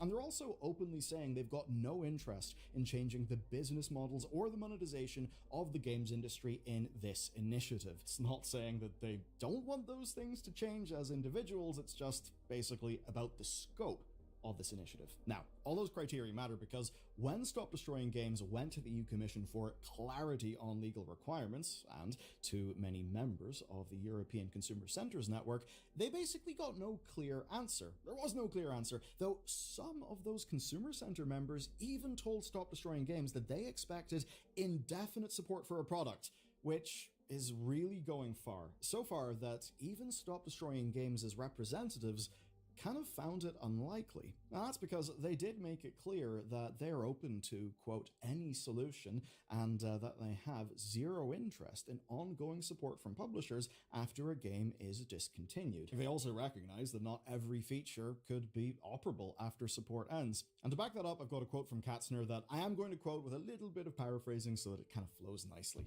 So here's what he said. There was a lot of pushback from the games industry, where bodies like Video Games Europe presented solutions that he claimed masquerade as proposals, but which are simply unrelated to our issue. So what he did is presented a list of, quote, proposals which do not address the problem. And those are clearer labeling of license agreement terms, mandating minimum support times by publishers, more notice before a game is destroyed, and then finally legislating that publishers may voluntarily have end-of-life plans for commercial games sold to the public. In response to those things, he says, these are not solutions, nor are they even compromises. Now, it's a little hard to find the nuance here as we're kind of shifting from the Stop Destroying Games claim that, say, subscription games won't be targeted because they clearly do warn players. Like, in a way, it seems like there's a few contradictions here, but Katzner argues that the licensing agreements are accepted because the only alternative is to, you know, just not play the video game whatsoever, and that support times and notices of shutdown are effectively unrelated to their concern, and that only the state of the actual video game after the shutdown matters. So the games industry is probably going to put forward loads of things that aren't related to that narrow definition of the state of the game after the shutdown, with that being the thing that Stop Destroying Games are the most interested in. Now, he goes on to touch other things like publishers being allowed to end support for a game at any time that they wish. Basically, he frames that as the status quo. I would agree with him, it basically is the status quo, and he suggests it's one that the industry does want to keep. He goes on to specifically respond to just one of many concerns from the Video Games Europe industry body, framing that there will be an impact on intellectual property for future titles from, quote, competition from community-supported versions. Basically the idea that a game could be shut down, but then the community-supported version of that game afterwards could, basically be viable competition to the industry. Now, Katzner translates this as basically a business model to shut down the game to get players to go and play the next game. And that basically it's a consumer hostile argument and a form of planned digital obsolescence, where they're basically asking the EU to deal with any case where it's a, quote, deliberate and avoidable decision to destroy a functional game. And you know what? An overall trend we've seen in the games industry is that people tend to play a lot of old games, right? And the idea that even, say, a new entry in a game series can face competition from its older versions, even when those older versions are basically completely unmonetized on a long-tail basis by the game publisher. A really good example of that was in our Total War coverage, where you could see some of the modern Total War games really struggling, but then if you look at SteamDB, you just see Medieval 2 still way up there, really strong. And that effectively was a situation where Creative Assembly were being outcompeted by past Creative Assembly's work. Now, obviously, those are mostly single-player games. I just bring it up because it's a fairly simple example of the point that he's talking about. In short, then, which I know sounds like a bit of a funny thing to say given this is a chunky video, but in short, they want the law to be harmonized across all European countries and to be designed to protect consumer rights in the digital single market. There should be no way for a company to unilaterally end support. Now, to achieve that very lofty goal, what they need is the recommendations of the European Commission. So let's talk about the Commission. For the most part, the Commission were cautious. The representative said they held no specific positions on outcomes right now, but they already understood the requests for change. They said they were exploring whether the issue could be resolved better through enforcement or by adapting existing laws, one of those being the existing Digital Content Directive. Now, they didn't believe that existing laws require sellers to support a product for any set duration, but they do think consumers are entitled to transparent information and should be protected from unfair commercial practices. And after spelling that out, they ended the hearing with some responses to some of the questions from Stop Destroying Games and from the European Members of Parliament. And the first one's kind of interesting because it's related to this video, basically a French consumer advocacy group doing some suing against our good friends at Ubisoft. That was asked about potentially getting the Court of Justice of the EU involved, but the Commission was actually not willing to get involved in what they saw as being a national legal affair. Now, as for other responses, they just restated their current understanding of the law, that from a copyright viewpoint, there are no mandatory requirements around licensing, that any company has got contractual freedom to exploit their works and to set the terms of their licenses, and that no current framework provides exceptions for end-of-life support. But they did, and this might be good news to many of you, float the idea of provisions from European directives on preserving cultural works, where the rights holders can grant exceptions to let a third party or a cultural heritage group preserve them.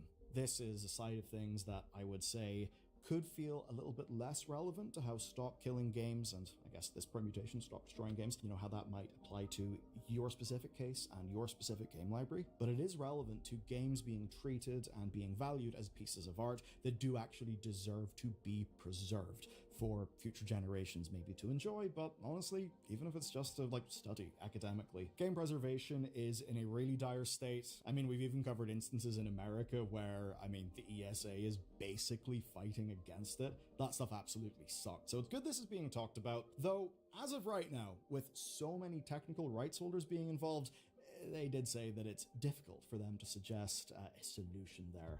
But it's good to know that it is being weighted ahead of the Commission's next move. We have covered a hell of a lot of ground, very technocratic ground. We got our MEPs, we got our various bodies of the EU. Damn, this stuff can really turn your brain into Swiss cheese, though. To say Swiss cheese wouldn't really be accurate because Switzerland is not a member of the EU. Okay, but with all that covered, the final thing for us to do together today is to bring it all in to work out what's going to come next. All of this means that all eyes are now going to be on the month of July. And that's because after months of lobbying from Stop Destroying Games and of course the industry towards the Parliament and the European Council, then in July, the Commission will publish their report with proposals for action if they think that any action is needed. Now that report will also likely include opinions on whether Stop Destroying Games asks will fall under the terms of the upcoming Digital Fairness Act, which would at least be a useful vehicle for faster legislative changes. So important if you really want this to be acted on swiftly. I mean, swiftly and EU does sound a bit anachronistic, but you get the point. And the good news on that front is that Stop Destroying Games have already given feedback on that. Now, it's also possible that by then we may have a resolution from the MEPs. You see, the MEPs are able to signal their support for the initiative, and they do that through a vote in Parliament. Then, after all of that, Europe's politicians will begin implementation if they think it is necessary. Now, the real question in July is whether the Commission treats gaming as consumer rights territory at all. You see, existing law doesn't require publishers to support a game for any duration, and there's no copyright framework for the end-of-life exceptions. Stop Destroying Games' ask is harmonization across the whole single market, with no way for a publisher to unilaterally pull the plug. Now that ask is the sort of thing we could see implemented if gaming does basically get treated here like a consumer rights issue, and it certainly does seem that they're sympathetic to seeing it that way. So for your next big update, wait till the month of July. That's when we may get to see how the future of gaming looks, at least in the EU, but if you're an American, actually, don't worry, you're not going to be left out because soon we will be getting to the kind of surprising updates from the USA. So that's it for this video. Do you know what? As a good little palate cleanser, I think you should watch this one next about RAM. You've probably seen the headlines about the RAM prices going down and thinking, oh my god, is the hardware squeeze over? Will we finally be able to buy our PC upgrades? I'm going to say no, and I think it's pretty obviously no. It's something called Javon's paradox, and you can learn about it by watching this video next.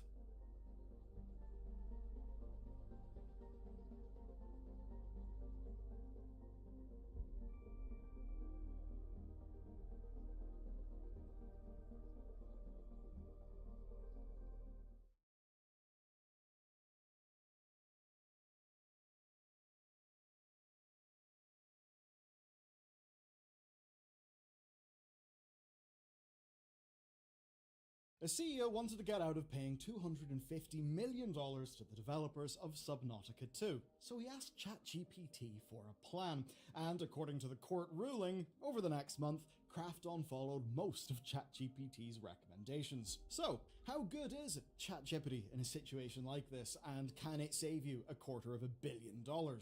Judging by the 92 pages of what I will describe as legal smackdown that Krafton just received, really not well. Even Krafton admits that now, announcing to IGN that Subnautica 2 will launch in May. That was announced one day after the verdict. This whole trial is absolutely absurd.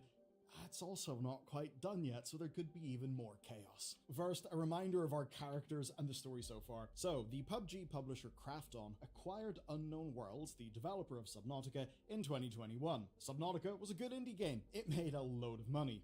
And since it was 2021, it was the pandemic era funding crazy period the games industry went through, Krafton's CEO, Changham Kim, offered $500 million for the company, plus $250 million in bonuses for performance, with the leads of the company retaining operational control. So if you're one of the Unknown Worlds leaders, wow, you got a hell of a deal. I mean, $250 million in performance bonuses written into this binding contract. It's almost so much money that maybe if you actually had to pay up that amount of money, it would be really uncomfortable. Seems that may have happened to Mr. Krafton.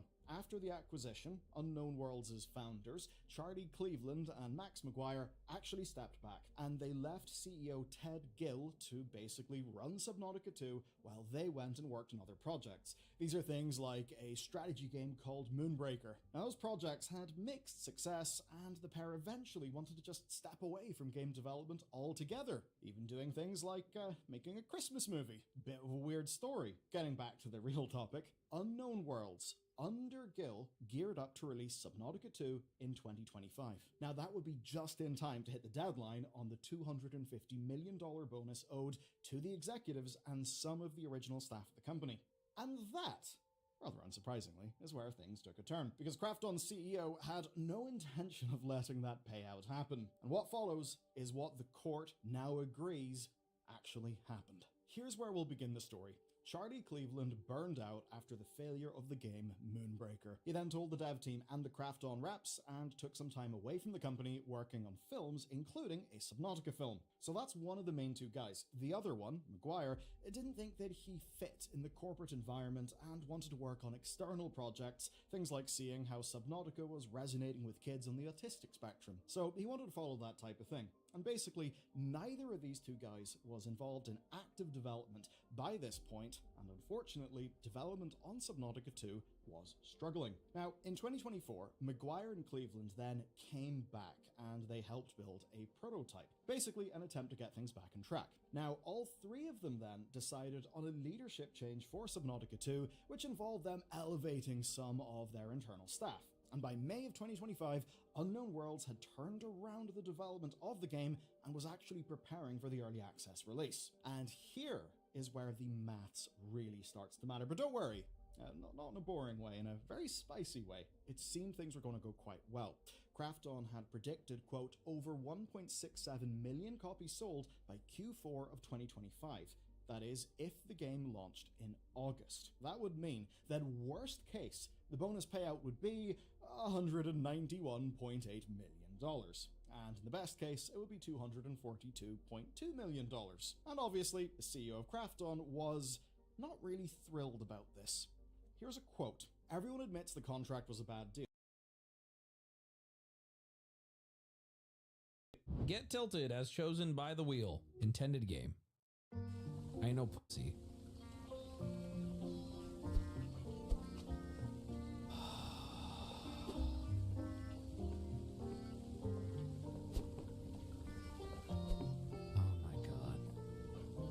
It's gonna be one of these, isn't it?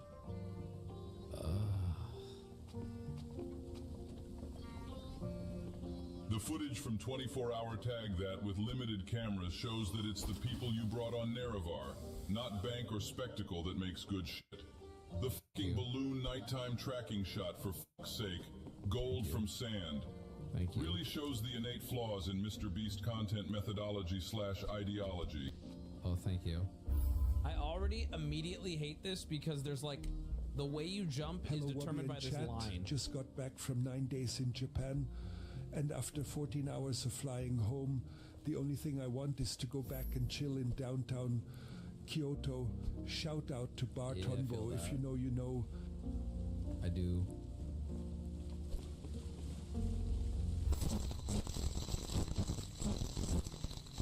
Come in, Wabi.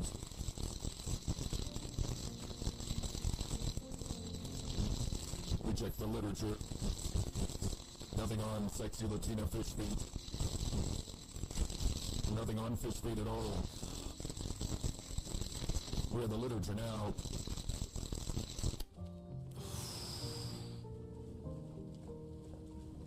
Breaking news. Clavicula spotted in downtown San Diego, ODing on a T-virus mislabeled as steroids.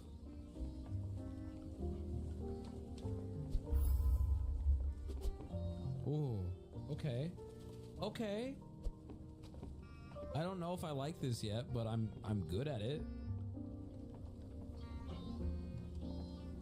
No.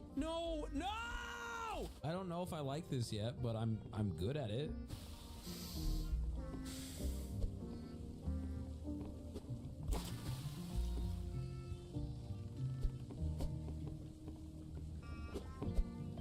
Ooh, you can really fly though.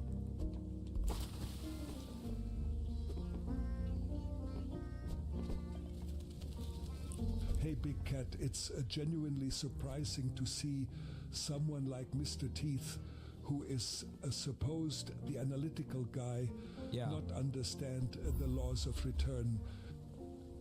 Yeah, no. I think it's because he's not actually as good as his Wubby, empire I'm gonna implies. need you to vigorously nod your head up and down if you think women should have rights.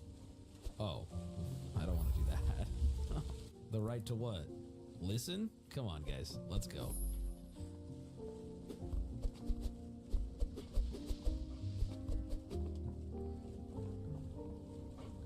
If Wubby is going to ditch the green suit, Ham has to rewrite the Green Man references in his songs. Also, emotes need to be updated. Let's get some Dennis Sevens in chat. Why not have both? Ooh, who said I'm done with the green screen forever? You know? You don't want to overly commit. Okay. Okay. You said? I didn't say I'm done forever. Hey, Wubby, when you did Squeaks Do Valley, did you meet any of the ambassadors at Alvis? And do you think you'll ever do a tour like Alux did, where you meet them all on stream? You and Georgie are basically twins. Oh! Huh? Yeah, I did meet them all. I don't know if I'd go back. I have no problem with Alveus. I had a great time, but I'm saying just like, you know, I did it. It's been done. Grab your pen and paper, boys. Incoming. Tango, Alpha Kilo Echo, Oscar, Foxtrot, Foxtrot, Yankee, Oscar uniform, Romeo Sierra, Hotel India, Romeo Tango.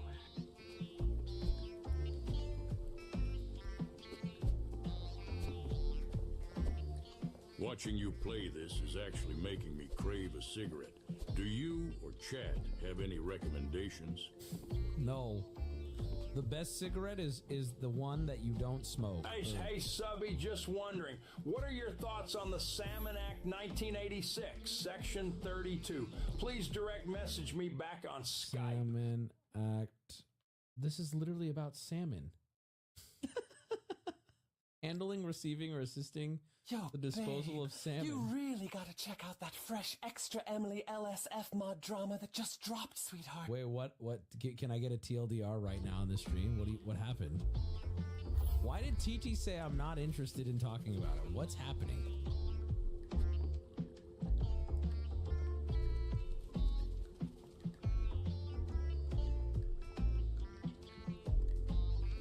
Reddit mod banned for being an Emily White Knight? What?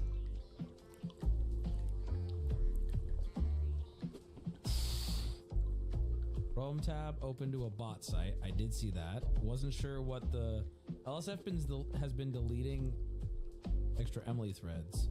Oh boy. Threads that were like valid or what? Oh boy. Oh boy.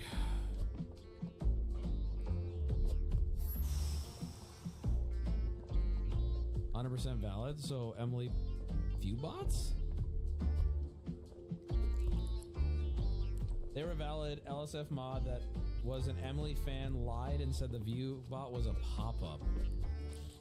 Oh, yikes. Good for her, honestly. This is not good for her. What are you talking about? This is terrible. That's a problem. This is like right after she was getting so much hate for the Mr. Beast thing. The song is banging. Listen, I don't like this game, but I just got to make it a little further and then I can quit. Did you hear about Chappelle Roan? It turns out it's a lie, but she may be related to Epstein. Oh, wait, okay. I was prepared to make a joke. What are you talking about? I'm going for it. I'm going for it! Okay, yo, am I good at this game or what? Chat.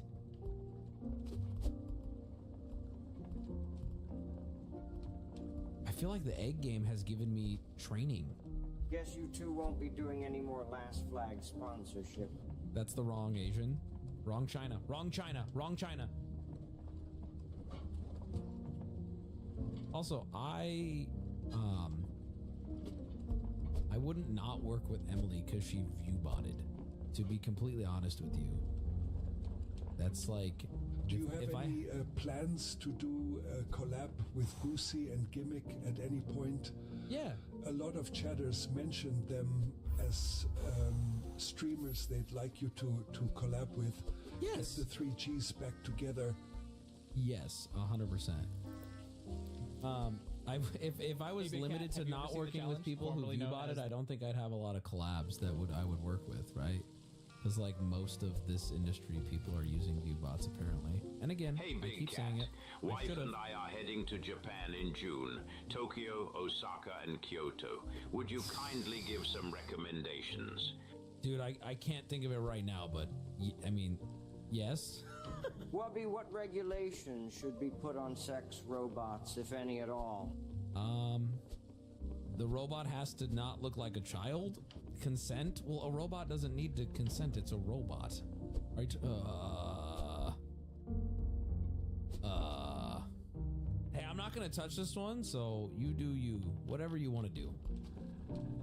I just want to know if I subscribe to a robot fucking service. I just want to know if it's an Indian guy controlling it or not. Right? If the robot is controlled by someone in the world through a paid service, just tell me if it's an Indian guy. I just need to know. I'm not saying I wouldn't do it still. I'm not saying if it's an Indian guy, I'd be less likely to engage. I'm just saying I deserve to know. You know what's gonna be. I don't. Also, I know maybe this is the background right now, but can I just get a little bit of like support and love and care that I'm killing it in this game right now? Like low key, kind of crushing it. Low key. Guys, anyone, please? No? Okay. You're doing great, bud. You know, this was a last minute background content change, okay? And I think that I'm making the most out of it right now. Wubby the throat goat? What can I say? Would you rather have a skinny penis that is long or a short penis that is thick? Asking for a friend. That friend is Cortana. She's single BTW. Hold on. This is gonna be hard. Hey, Big Cat, the unassociated Remora here. I'm somewhat interested in this feet fish saga, but I have no idea where the lore started. Is it on the subreddit somewhere? Thanks, Big Doggy W. You talking about the lore of the fish feet thing? It was this schizophrenic TTSer on Kick. The robot can't grab your dick and twist it off unless you ask it twice and give it the thumbs up. Oh my god. We actually don't really know where this fish feet came from, to be honest with you. It's what just if this guy. The Indian guy controlling the sex robot had to do it with a mocap suit? I honestly don't think I care. Hey, Subby, I saw what you did, carrying that salmon under suspicious circumstances. I shall have you jailed under the Section 32 of the Salmon Act, 1986. Justice!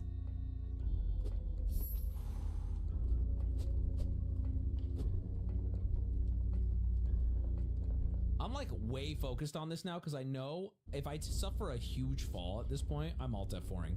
Just like Grandpa, you know what I mean? Grandma versus the stairs. If I suffer a huge fall, it's over at this point. I don't know if I have the heart in me to keep going.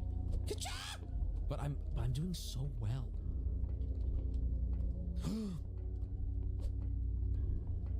The hard part is that's the hard part. It's legitimately hard to like perfectly line it up. Oh my, no!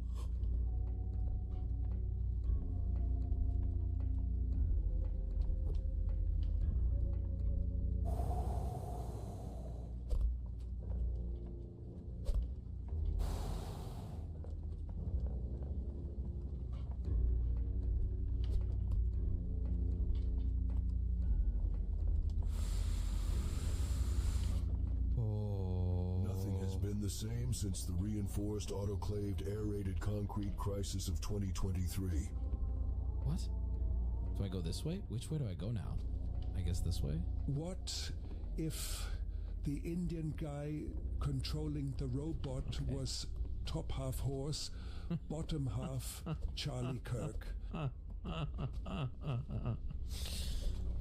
no, am I stuck? Okay. Well that would definitely be an interesting That's it. I don't know. I You riding? You getting on?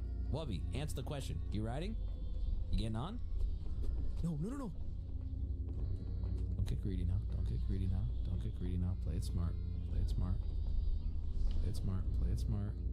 Don't get greedy now. There you go. There you go. And hey, Wubby, it's Clester07 from the olden days of Wubstream. Not What's up, only am brother? I an attorney now, but I got engaged to a Canadian, and she's a Wub Cub now. Will you officiate the wedding?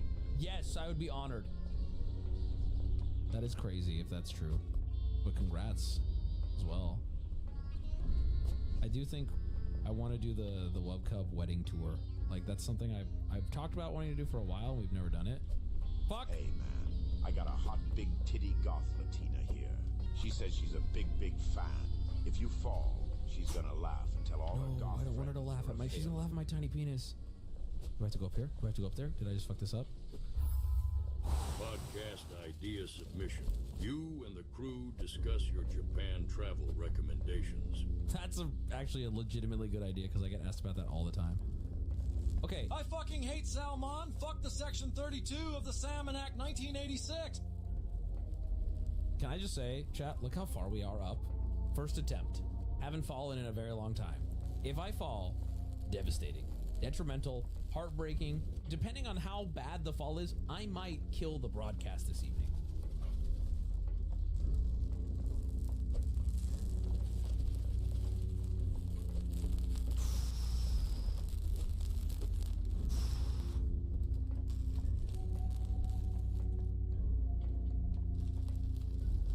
Do you think I can beat this, like, tonight? Like, how long is this game? Surely I can't beat it. Surely these games go on for, like, way too long.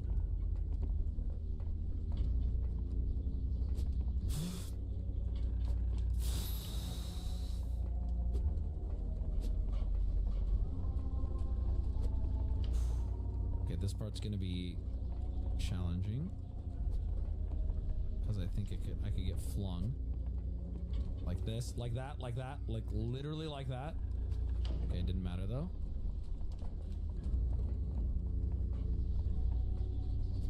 Okay. Wubby, if you hypothetically had a huge cock, what in your life would be different? My dick would probably get cold when I go pee sitting down. That's probably about it. Oh. Hey, man. I got a hot, big titty goth Latina here. She says she's a big, big fan. We know, you already... Why is this She's replaying? gonna laugh and tell all her goth friends you're a failure. Well, shit, we don't have to worry about that, do we? Okay, be smart.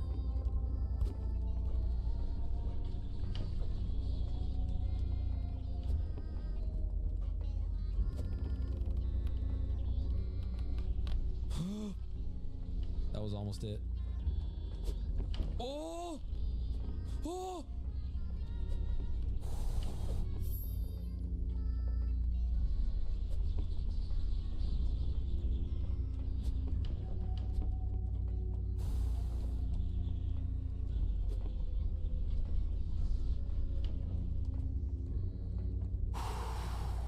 I like this game so far. It has got me silent. I will say that. I am locked the fuck in. Okay, I'm gonna go for it like this, I think. Shit. Oh, I just had to do it. No. We'll take that.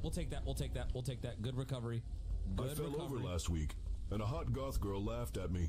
But I took solace in knowing that the LLC the girl worked at had been decimated by the reinforced autoclaved aerated concrete crisis of 2023.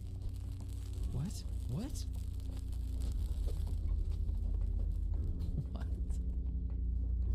I did that to get the secret. Exactly, bro. It was a calculated fall. Okay, but I have to do this part again, which I'm not looking forward to, though. But I think I can do it. Whoopi, how's your neck? Oh my god, you're right. I'm getting so locked in. That's not good. That's literally not good. It's okay. Just roll with it. Fall off. Nice. Ooh.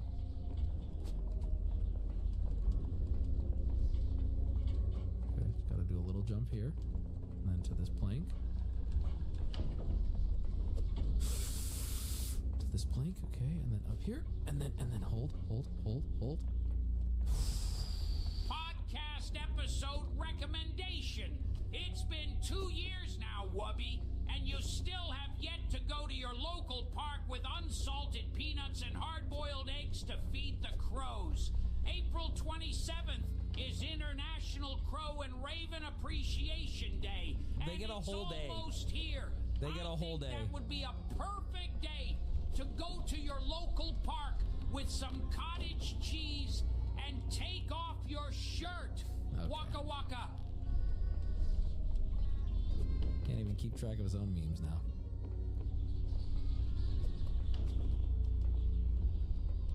I think part of this is just confidence. If I do it quickly, I make it further. I shouldn't be doing little micro movements. Just, what the fuck is that? What is that? Oh, that's where I fell. Oh. Okay, now let's do this smart. Motherfucking Spider-Man. Spider-Man, you put in the time, put in the time, motherfucking built shit with this bare hands fucking best friend shit, Jesse Eisenberg. I'm very tired.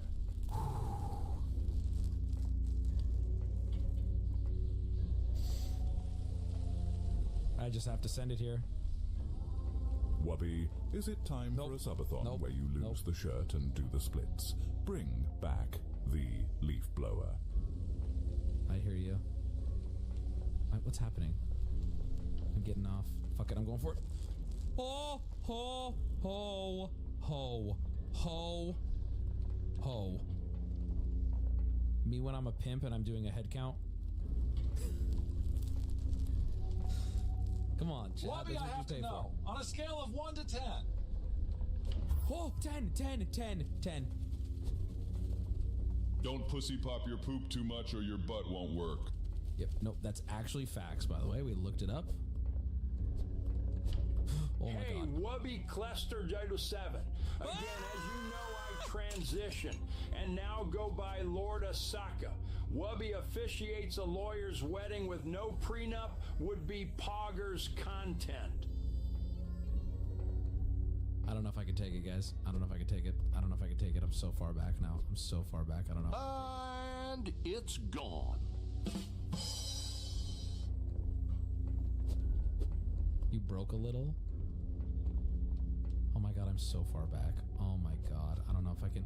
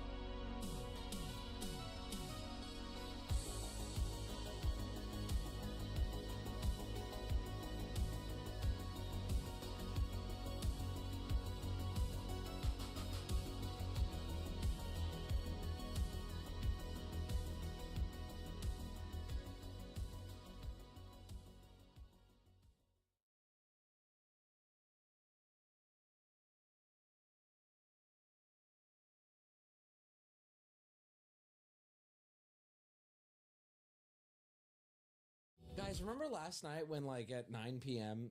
we played a game about poop? Okay, I will give this proximity chat video a try. I've been kind of out on him. I don't know. We'll see. All right, here we go. Is this your daughter back here? Back off now. Angel, your mother's a racist. They call me the N-word. Back off now. You missed it. Proximity chat was in here. Really? Yep. And I just nuked his ass. I pulled out all the stops, flipping him off, and I even dropped the N-word on him. Hard R. Hard R. Do not hold it against me. You Oh my god. Now he can't freaking post that because I just said the N-word on Why it. So he can't why post it on would you YouTube. say Wait, but how did he he can just know? put it out and now everybody will know that you The fact that I use it against him shows you how annoying and how much of a troublemaker he is. Just as he said, hard R, I immediately took that as the cue to get that bastard out of here. Why would you say that, though? The reason I said the N-word specifically had a very specific reason behind it, and that is because he was recording. He's gonna try to post it on YouTube. So you knew he was recording and you still decided to say the hard... What the fuck? What the fuck? It's a tactical N-word. I had to say... Portion of the VRCTOS. How is proximity chat getting here, Winter Moonlight? So our Proxy. shit. Let me make one thing clear, proximity chat. I am going to make sure every single account you have is permabanned because I like the giraffe, by the way. He looks very cute. right now, sir, you are in violation of the no ban evasion portion of the VRCTOS. How is proximity chat getting here, Winter Moon?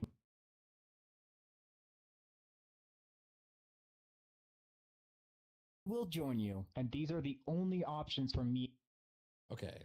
I was going to give this guy credit if he would have just instantly blocked. I was going to give him some credit and say, well, he's making an effort to avoid the conversation at this point. I'm glad I didn't because they were so close. He's like, you know what? I will confront him. Oh my God. Why? You to stop this fight. Okay. Neglect these demands and I will continue the fight against you. One, no more trolling people in any harmful manner. That includes any of the furry community. Always with the paw Two, meat. removal of any of the videos you have done to cause harm to people. And three, removal of all groups and become better than you are now. Be a good person for once. Don't troll. Those are my demands. Can I think about your demands? Can you give me like 30 seconds to think? Sure. And don't even think about kicking me. I was fine with some of the people that actually deserved it, but now you've become the villain you swore to defend against.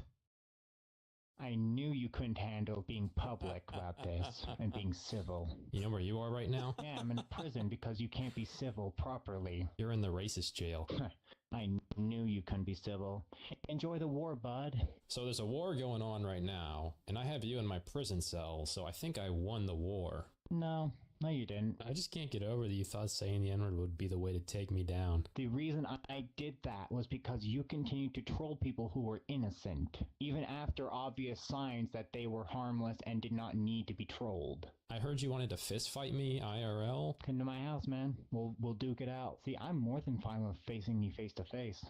I've held up against people way better than you. Bro. I'm not scared of you anymore, bud. You've lost your power.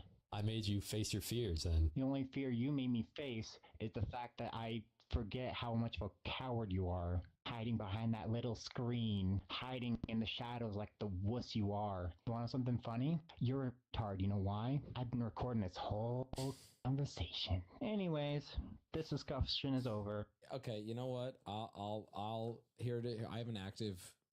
I'll do it. I'm putting this out there right now. $10,000. I don't think Proximity Chat would ever do it. Nor do I think this guy. I would love to do a boxing event with these people. Can we imagine what this guy likely looks like? He is talking like he's Himothy, but I have a feeling he is the dude in a trench coat trying to break down that guy's door. Oh! This is content, dude. I would love to see them fight. He's shaped like a pear, built like a pencil. It goes either way, right? Enjoy. Where is he? Who's this? Winter's boyfriend, my brother. Where is he? Who are you looking for? Looking for proximity. Do you know that your boyfriend said the hard R to proximity chat? Even if they did, I couldn't really care. You should know the type of person proximity chat is. He's a big, massive troll. He's a fucking cancer. Hey, shut up. Do not say another word.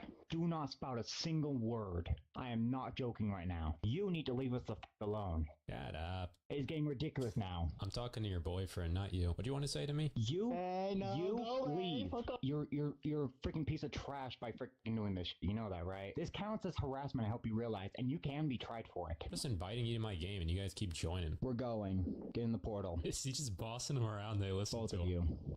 You guys are really going to take orders from this bunny? Wow.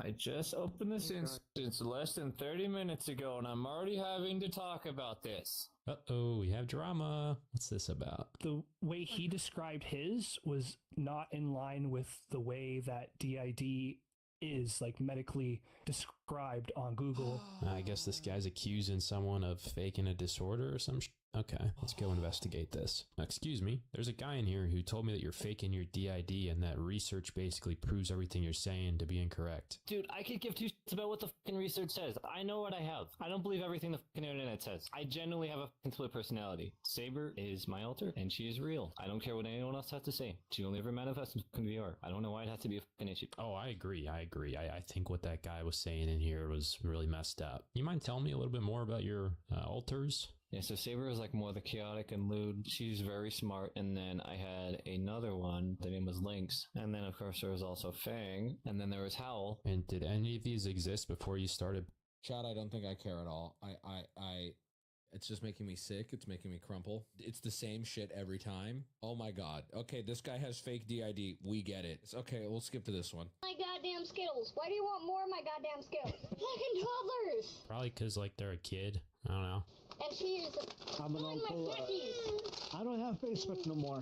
They've deactivated all 3 of my accounts. What happened to your Facebook? I don't fucking know. They claim I was posting shit. Okay. Holy, yeah, bro, get off VR. Oh my God. This is so sad. Oh no. What is going on? That was going against their guidelines. I'm like, Kat, remember that advice you gave me, that suggestion of having a bait account? Are you guys married or something? No. We were, but she's my sister. I did. You were married, but she's your sister now. She's married to my brother. We had a pretty Okay. He worded that so terribly. Oh my God, he worded that so terribly. Falling out where we actually didn't talk until recently, and we got back in contact because my husband happens to be his brother. Like, kind of a bitch move, not gonna lie. Also, I'll be real, kind of a bitch move from the brother too. I would literally never forgive my brother ever. I would disown both of them forever and steal the baby. So your brother's dating your ex-wife? Yeah. Yes. That's got to be awkward at Thanksgiving. It probably is going to. We don't know yet. This is my brother. I heard that you're dating this. Oh my God, and he's here. Oh my God, these people are so dysfunctional. What the fuck is this? This is crazy. Guy's ex-wife. Yeah. Hey, the best man won. Is that your... Oh, he has no self-respect. Oh my God. Your daughter? No. Oh my God, no. My daughter's a product of... Like I was talking...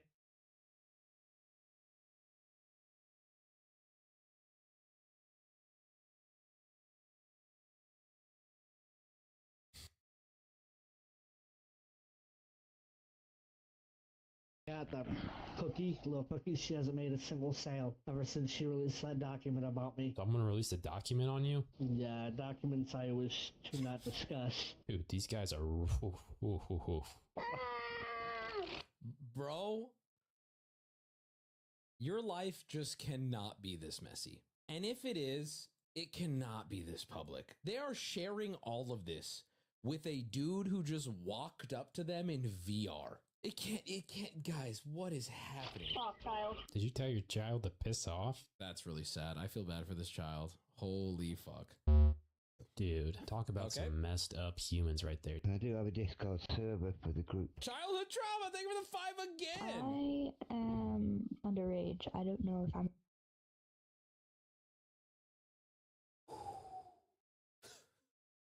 Oh my God, bro. allowed in it. You got Discord? Yeah. My Discord is my name. I sent you an invite to the group. I'm not 18 though. Mm-hmm. You think I'll have to leave because I'm not 18? I love how clear she's making it too. By the way, I'm not 18. He goes, yeah, the Discord, by the way. He's like, no, but like, is it going to be an issue? Like, it's almost like the way you see on To Catch a Predator where the girl has to be like explicit so there's no denying that either you didn't know. She's like, hey, I'm not 18 in this. Is that going to be a problem joining this type of group?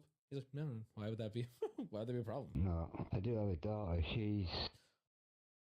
Sorry, I think I'm actually taking psychic damage from watching this. It's why are these people are living Like, not like normal growing mess. They're living like full-blown reality TV show drama mess, and they're just open about it.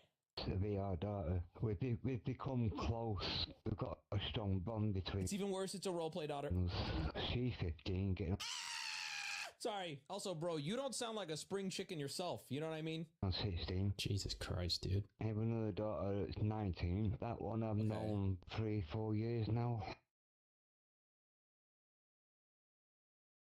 Ruben! I don't see her as a VR daughter anymore. I see her as a real daughter. At the moment, I'm trying to get money together so I can move over to the US and be near her. I could Like make New you my York. daughter if you want. So fucking weird. Wait, how old are you? I'm actually 63.